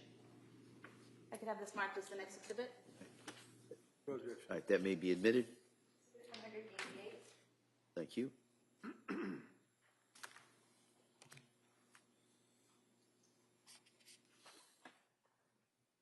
Then showing you this next slide. Are you familiar with this? I am. And what are we seeing here? So this is an example of a projected pattern, which is one of those dynamic stains. On the left is an arterial spurt. So there was an artery cut, say it was in the arm. With the compression of that blood, it is projected out and has landed on the wall in a curvy, linear fashion. And you said, you say that's on the left? On the left, yes. And what about on the right? That is the blood when it hits the ground on the right. So on the left, it's hitting the wall, and then on the right, it's dripping down to the ground? Well, it's projecting out and hitting the ground. It's not dripping onto the ground. It's coming out of the blood source and hitting the ground. Okay, so would it be accurate to state that for a spraying type of flow of blood, say from an artery, that's on the left is what it would look like as it hits a wall, and on the right is what it looks like hitting the floor? Correct. We could have this marked as the next exhibit. Any objection? All right, that may be admitted. 189.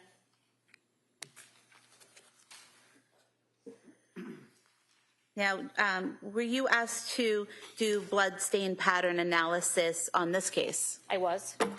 And what did you use in terms of materials to conduct that analysis? I used photographs that were supplied from crime scene services. I utilized reports that were written by Maureen Hartnett, the chemist. And were there stains that were labeled by letter? They were. Okay. Did you label them by those letters, or did you use the letters that were in the prior reports? I used the letters that they were labeled in the prior reports. And so to start with, did you look at what was labeled stain A on the floor of the basement at 47 Summer Street? I did. And showing you this page here, what are we looking at here? So this is a page of my notes when I was doing my exam. So it has a picture of the stains themselves and then all of the identifying factors written in my handwriting when I was doing my examination. And when you did your examination on this item, what did you determine about the blood stain?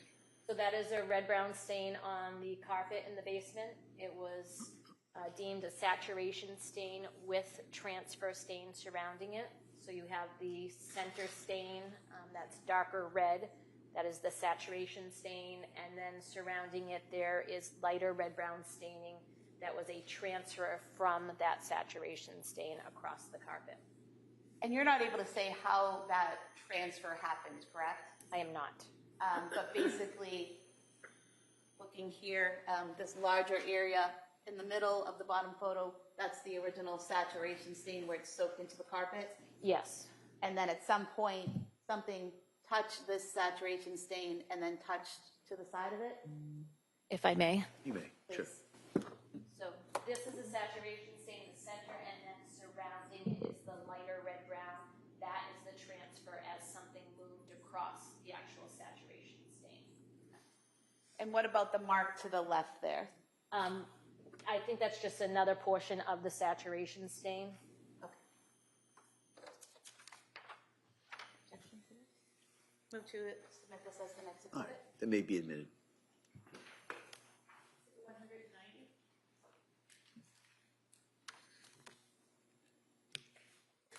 Did you also look at some blood stains on the floor of the master bedroom? I did. And specifically referring to stain B, showing you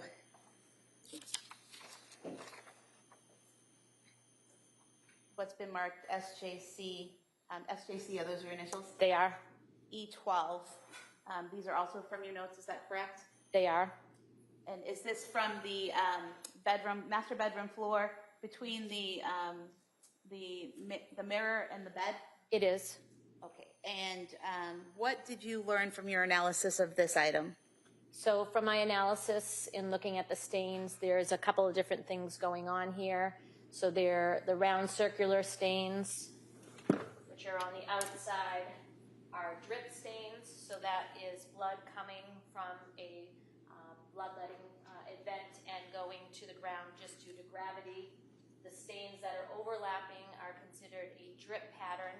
So standing there for a period of time, the blood is dripping due to gravity into itself, causing the overlapping stains as well as the small stains that are all surrounding it. Over here on the right side, there is some movement through the some of the red-brown stains, causing them to have lateral lateral determination, and so those would be smear stains. So they're originally drip stains that were smeared through. And showing you E13 from your notes, is this a close-up of that same area? It is. And if you could just point out again for us in this lower photo what we're looking at here. So this is just a close-up of it, showing some of the drip stains that are singular by themselves, and then the drip pattern itself, so that is blood dripping into blood. And then the top one that's not in view will have a close-up of the smear stains. So movement through those blood stains. We should have E12 as the next exhibit and E13 as the following. All right, that may be admitted.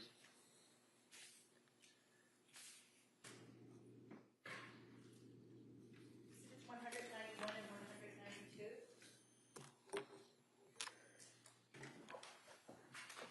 192. And just for clarification, showing you what's been previously marked as Exhibit 159, that's that same area for E12 and E13? It is. The staining on the ground is right in front of the mirror, and the bottom portion is the bed, so between the mirror and the bed.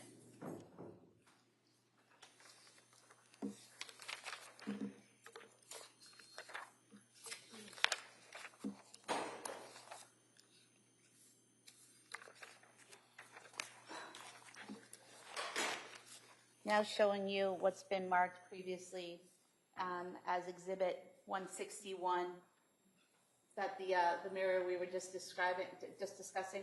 Yes. And did you do an analysis on the blood stains on the mirror? I did. Showing you what's been marked as E14 in your report. I'm just going to zoom in here to the top photo. Now the stains have been marked there with a ruler, correct, as you described previously? Correct, yes. And then in the lower left, can you tell us what we're looking at here? So this is a close-up of the stains from the top picture with the ruler attached. And what, if anything, were you able to determine about these blood stains on the mirror? So the bloodstains themselves were elliptical in shape, so it did give me some information. There was a larger amount of blood, so you can see on the stains that it starts to go down the mirror. That's due to gravity, so we call that flow. Because they were elliptical in shape, there are two different categories that they could go into, which would be a drip stain that just landed at an angle, or actually a spatter stain, which is a blood in flight.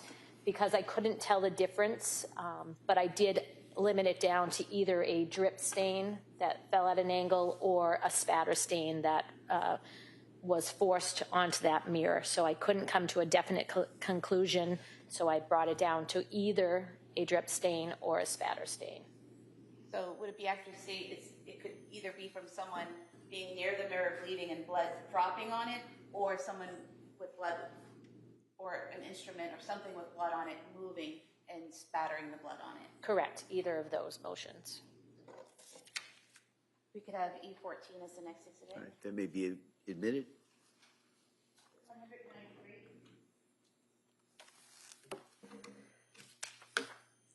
Showing you what's been previously marked as Exhibit 162.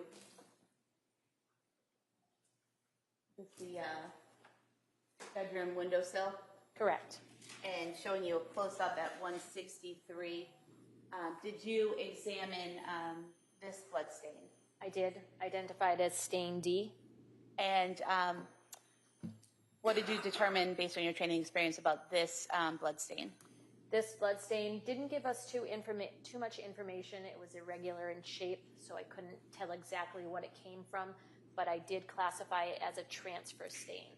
So something bloody, having a red-brown stain, coming into contact with a non-bloody surface, leaving that stain there. So a transfer stain on the windowsill.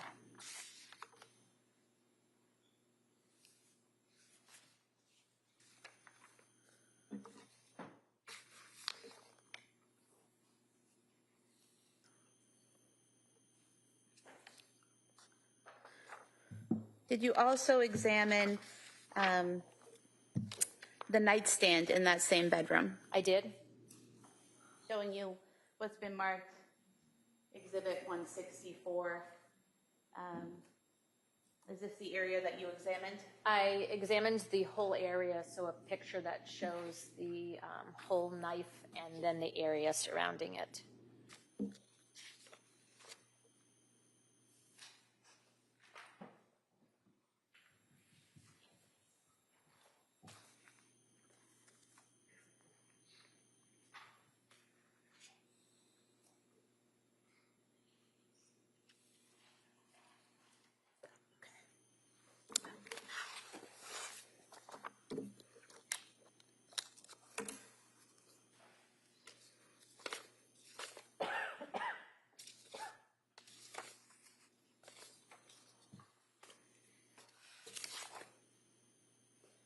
Showing you another photo. Is this the entire area that you examined? It is. And can you tell us what, if anything, you determined from examining the bloodstains on the nightstand? So I identified 2 different types of blood stains in that area. To point on the bottom portion here as well as the top, they are circular stains. Those would be drip stains, so blood coming from a bloody area due to gravity falling onto the nightstand causing the circular stains. So those would be drip stains. I also identified the linear blood stain up at the top, which is to the right of the knife. So that is a transfer stain from the knife itself. The bloody edge of the knife came in contact with the nightstand and left that stain there. Once that stain was left there, it has since been moved, whether someone knocked into the table or actually pushed the knife over, I can't tell you, but it was originally in the position where it left that linear stain. So drip stains and then a linear red-brown stain. And are you able to determine that that was the original position of the knife based on the fact that the line tracks the shape and size of the knife's edge? I wouldn't say that it's an original location, but it is a location that that knife was at for a period of time for that blood to transfer onto the table. Because you can't tell the order of when these blood stains happen, correct? At our lab, we don't necessarily do an order in our examination. There are some things we can tell you an order to, so I know at some point that it was on the table where that linear stain is and has since moved from there. But I can't tell you if that was the original location that it landed. We could have this photo marked as the next exhibit, please. It may be admitted. 194.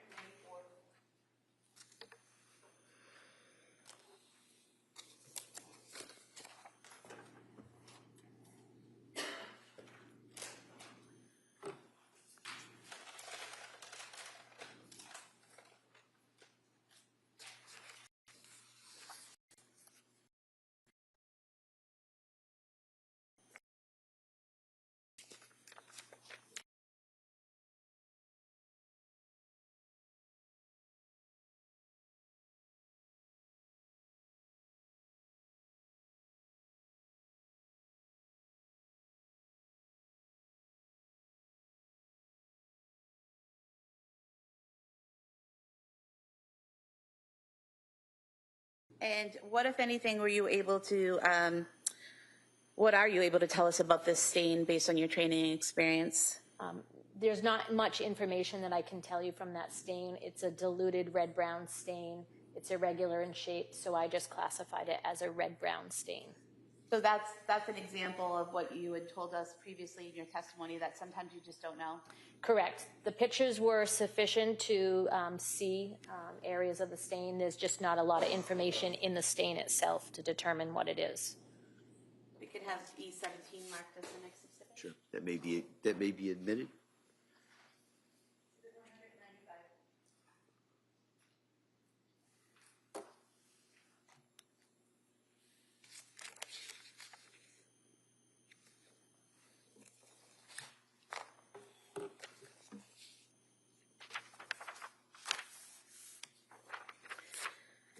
Did you also look at some stains on the floor of the master bedroom entrance? I did.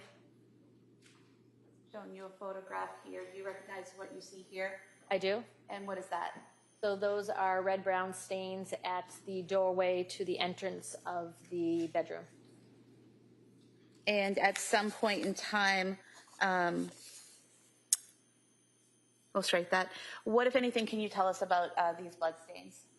So the pictures that were taken were never taken with a ruler tape, but the pictures are good enough that it gave me information on how those stains were formed. So I was able to determine that those are drip stains on the floor. And just zooming in on those a little bit. Again, what we have here, similar to some of the other stains you call drip stains, that's that circular spot of blood.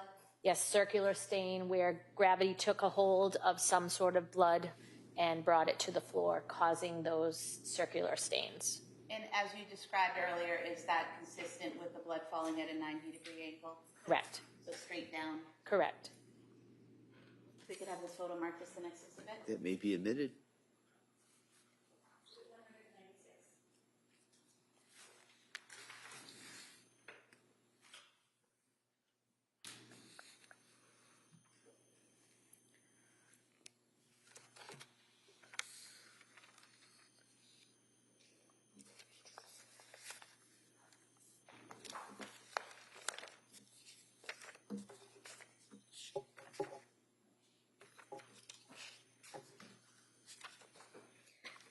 Excuse me. Did you also look at what's depicted here in Exhibit 46?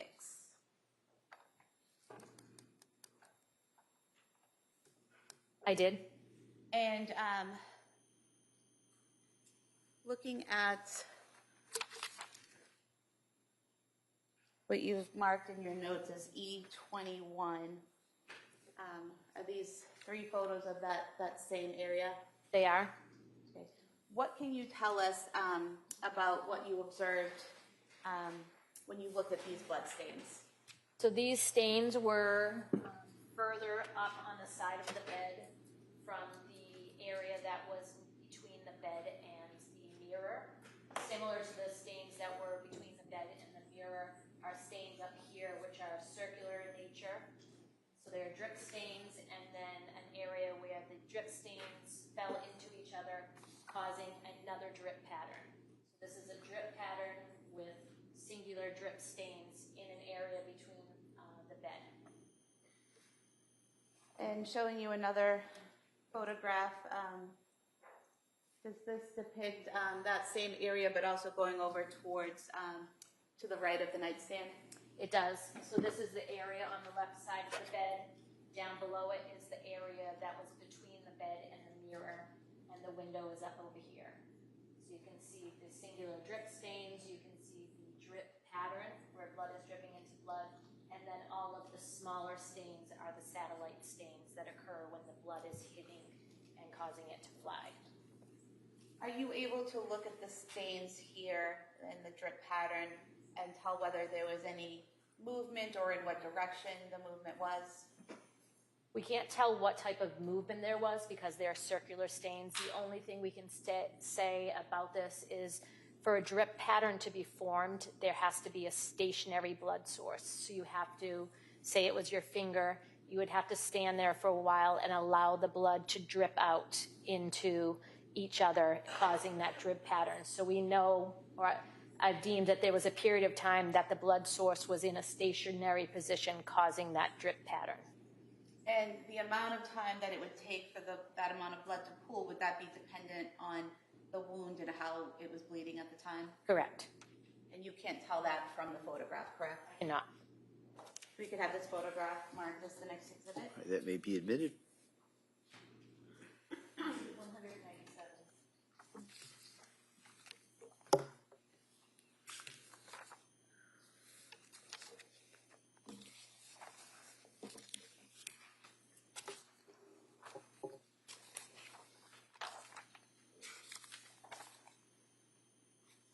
Show you some photos of the exterior of the house. What's been marked as exhibit 106. but they're marked as Exhibit 105 and 108. Are these areas or photographs that you examined as part of your analysis? They are.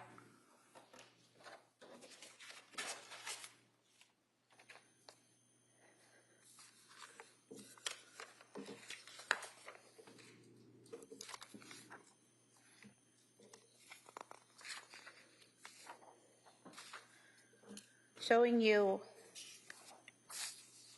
what you've marked E19 from your notes.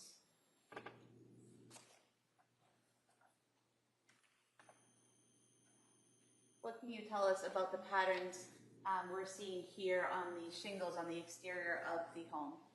So these are photos of the red-brown stains on the shingles between the second and first floor window.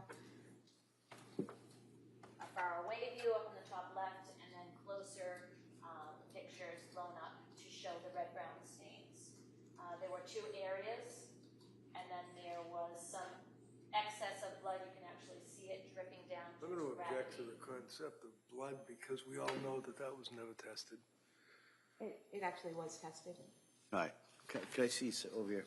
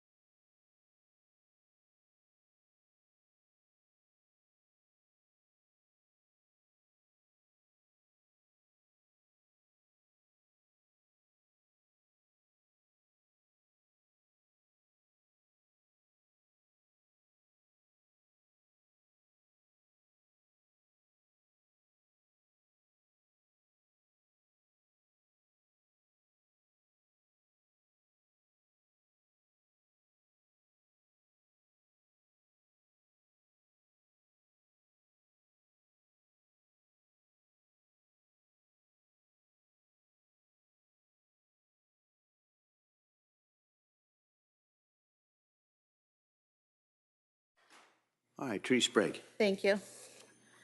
And so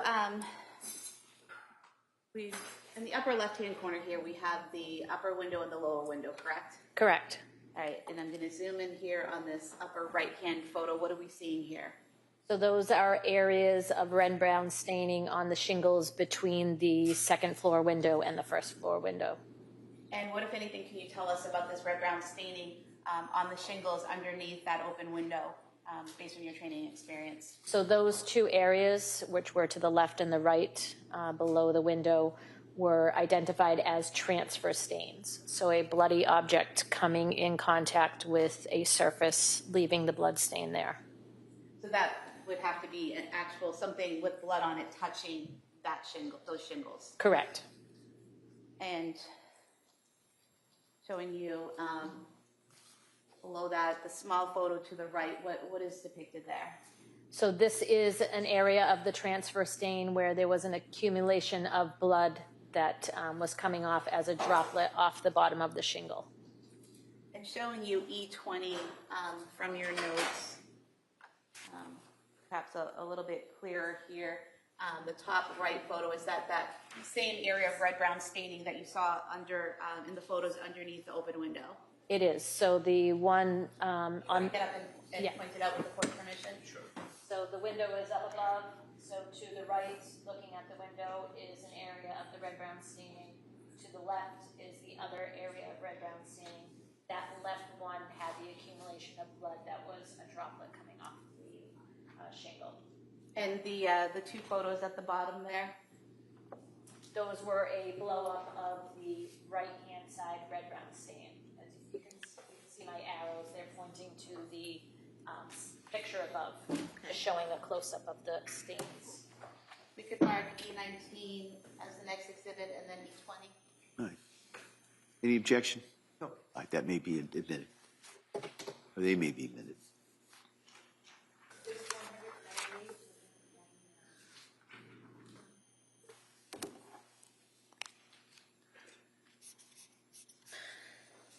And then showing you what's been marked as exhibit 105. And zooming in here on the open window and the orange ball there at the bottom, the red-brown staining right above that. Did you examine photos of that? I did. And showing you your notes E18.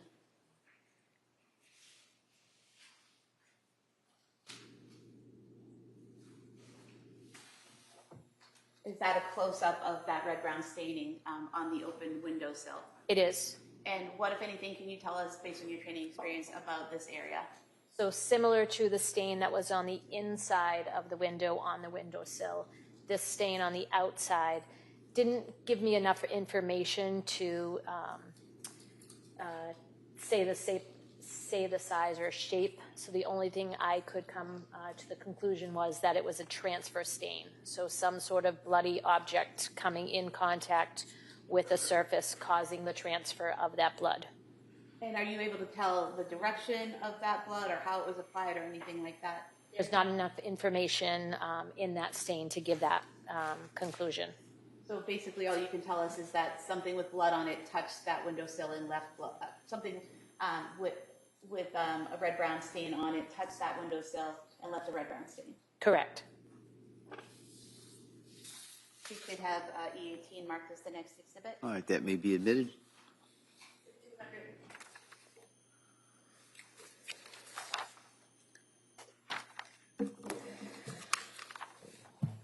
And then showing you what's previously been marked as exhibit 108.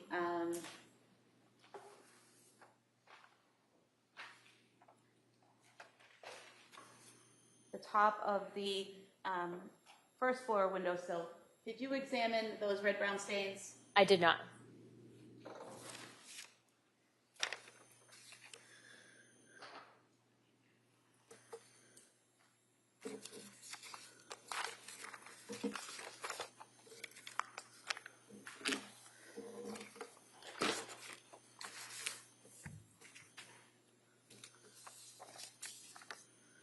I have no further questions. All right. Mr. Reddington.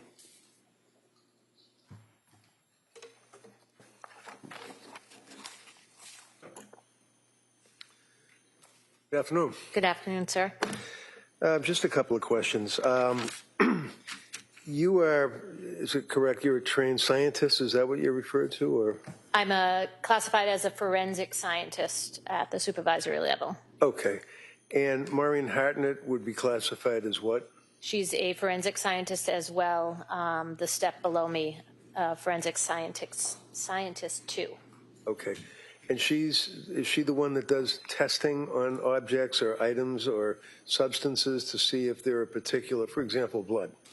She does do that. She is also trained in documentation of blood stains. So generally, that's why we do a lot of our examination through photos. So a forensic scientist too could be at the scene, do all of the documentation, make sure the photos are taken, and then those are examined back at the laboratory by in our case in Massachusetts, it's all supervisors in the crime scene response unit that do blood stain pattern analysis. We are also all trained in the identification of those biological fluids, doing a screening test as well as a confirmatory test for blood. I don't want to be referred to as grumpy, but I'm just going to ask if you can just kind of keep your answers down a little bit to like maybe a yes and a sentence after that. Okay. Okay. So when you go to a crime scene, you're usually with a team. In other words, like Maureen Hatton might be there, right? Correct. And other state troopers might be there searching the area, right? Correct. And one of the things that you are doing is relying, if you will, on your associates or other people that are working that particular crime scene to do appropriate and adequate testing of substances, right? Correct. So, for example, and again, when you're investigating on a murder case and you're dealing with substances that are deposited, for example, in that bedroom, the master bedroom, it's not appropriate, if you will, to speculate that something is blood, and that's why it's referred to as a red-brown stain, right? Correct. We use... But your experience is such that you have a wealth of knowledge as to the ability to draw an inference as to what it might be, right? We're not able to look at a red-brown stain and call it blood. We call it by adjectives, so it would be deemed as a red-brown stain. We have to wait until we do a confirmatory test to say whether we call it human blood or not. So when you say a confirmatory test, you're referring to the fact that you have a screening test that you can do that initially would determine if it's possibly blood, right? Correct. Then it goes to the next phase, which would be a confirmatory test, which Ms. Hartnett would do, right? Correct. And then you go to the determination as to whether it's animal or human. It might be a primate blood, but it could be a human blood, and then you determine that it's human blood, right? The next step after Maureen is actual DNA, so it will tell you whether it's human or not human and whose blood it actually is. Okay. So we know that there was a transfer stain from the inside of the house, if you will, onto that ledge on the right-hand side of the window, right? I believe it was on the left-hand side. Okay, so as you're looking out the window, it's your understanding that the smudge, if you will, that was on that window was on the left-hand side? I believe so.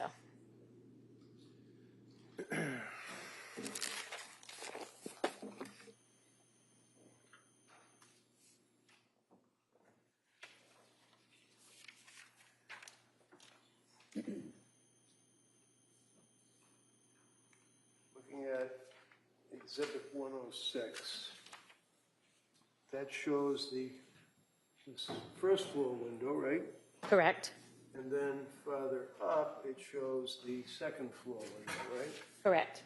So if one was standing on the inside of the master bedroom and leaned on it with blood on their hand, or red substance, it would be on the right-hand side of that ledge on the window, right? Correct. The one on the outside was on the right-hand side. The one on the inside, I believe, was on the left-hand side. Now, you know that that was not tested, right? I don't know if it was tested. But you don't know what it is, right? I called it a red-brown stain. But the bottom line is, in your experience, looking at that bedroom with all of what you determined in the investigation to be blood, the inference that you would draw is that that's blood from somebody's hand, right? Correct, and that is what is stated in my report. We infer that it is blood that we are examining. Okay. So it shows in Exhibit 105 the same window with a little hornet ball or that substance that was injected, like insulation is what I think you described it, that also has red-brown substance on it, correct? I don't know from that picture. I only looked at the stain that was on the windowsill. All right. Did you look at all, that object? 'Cause, I did not, just okay. Would you agree that underneath that window would be the two equidistant, if you will, red-brown stains on the shingles, right? correct. And that would be an object or something that has blood, or we don't know if it's blood, but red-brown stain on hands or something that was a transfer onto that side of the house, right? Correct.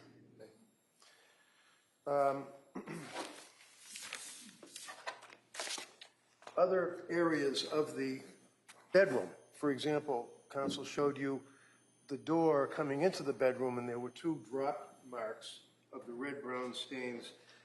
You know, those were never even tested. I'm just saying, this is a murder case. It was never tested, right? But you're assuming fairly that that would be blood, right? I don't know whether they were tested, but I deemed those that they were blood in my examination. And blood on the doorknob itself, too, so that from the inside of the bedroom going up, right? The windowsill? No, the doorknob. I don't know of any red-brown stains on the doorknob. Okay. Now the knife, photograph of the knife, and I know people can recall that, that has that linear stain that you referred to that you were able to observe, correct? Correct. And looking at Exhibit 162, that would show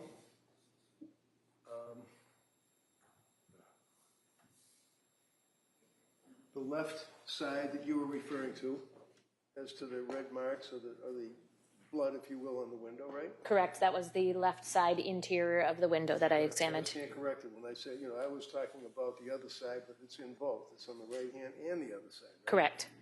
So that would be, again, drawing an inference, would be somewhat conceivable with a person with blood on their hands leaning on the window. This portion of the hand out here, this portion of the hand on the inside, leaving the transfer, right?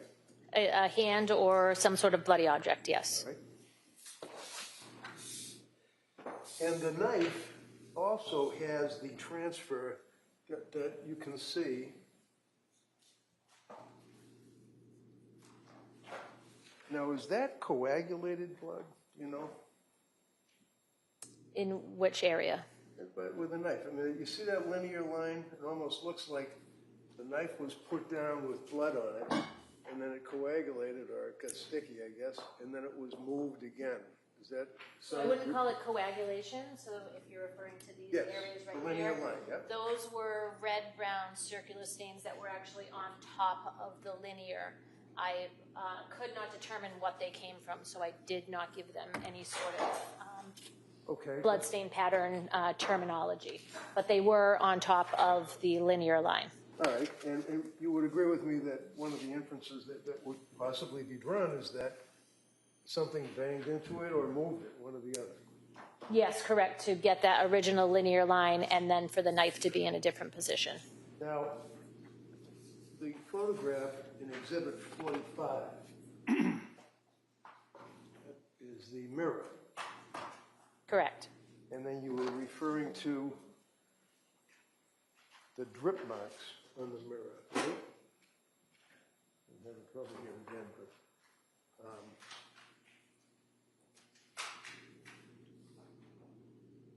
there we go. So I referred to them either as drip stains or spatter stains because I was not able. That would be consistent with some type of a violent movement, would it not? I mean, if the person's cutting their throat, for example, and then cast off onto the mirror, or leaning, I guess you'd said at an angle. So it would be either due to gravity or due to blood in flight. So a force applied, sending that blood to land on there, or drip due to gravity. And blood in flight, the inference would be that it's cast off, if you will, from the knife, going in a particular direction towards the mirror, right? It would be a spatter stain coming off of any sort of blood source, whether it be the tip of a knife, a cut on the hand, something in flight.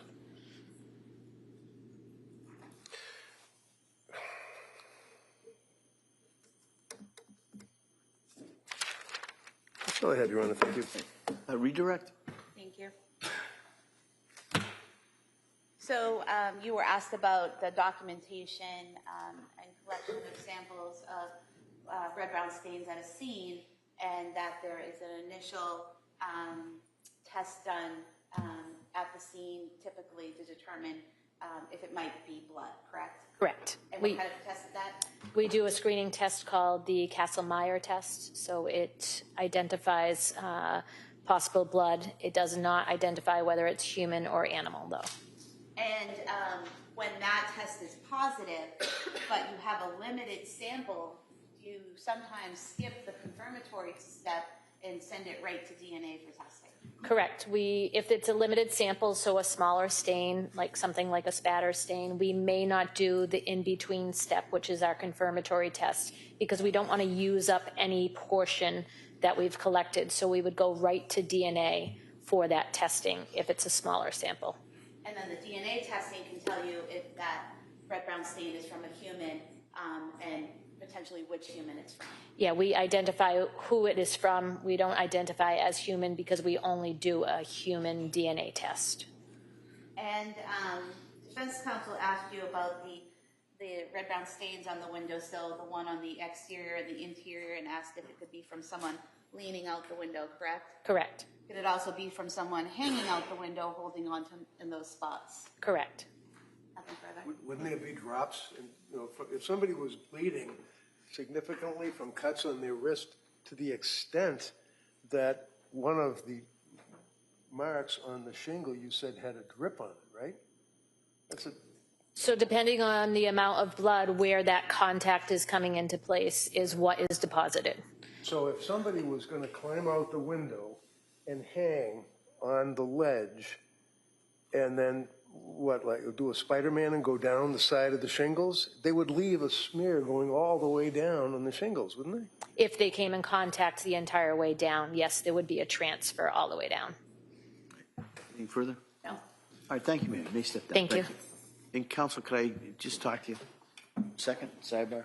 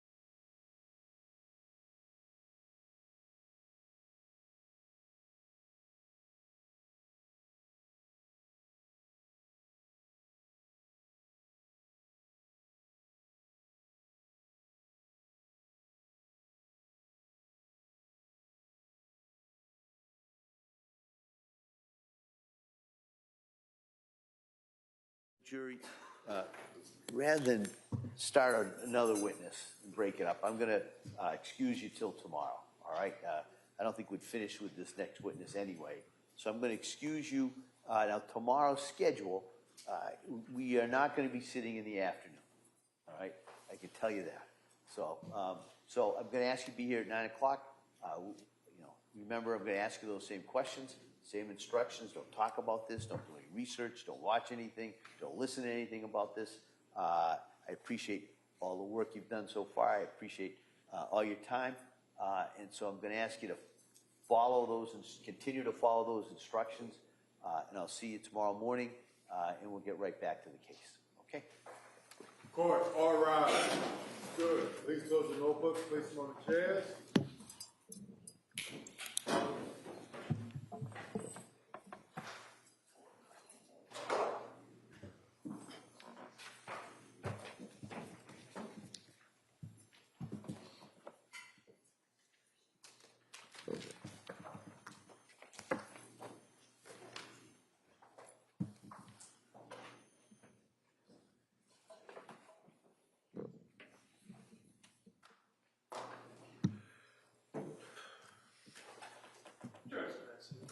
All right. So anything we need to address at this point? No, Your Honor. No. All right, so like I said, the schedule tomorrow will start at 9 o'clock.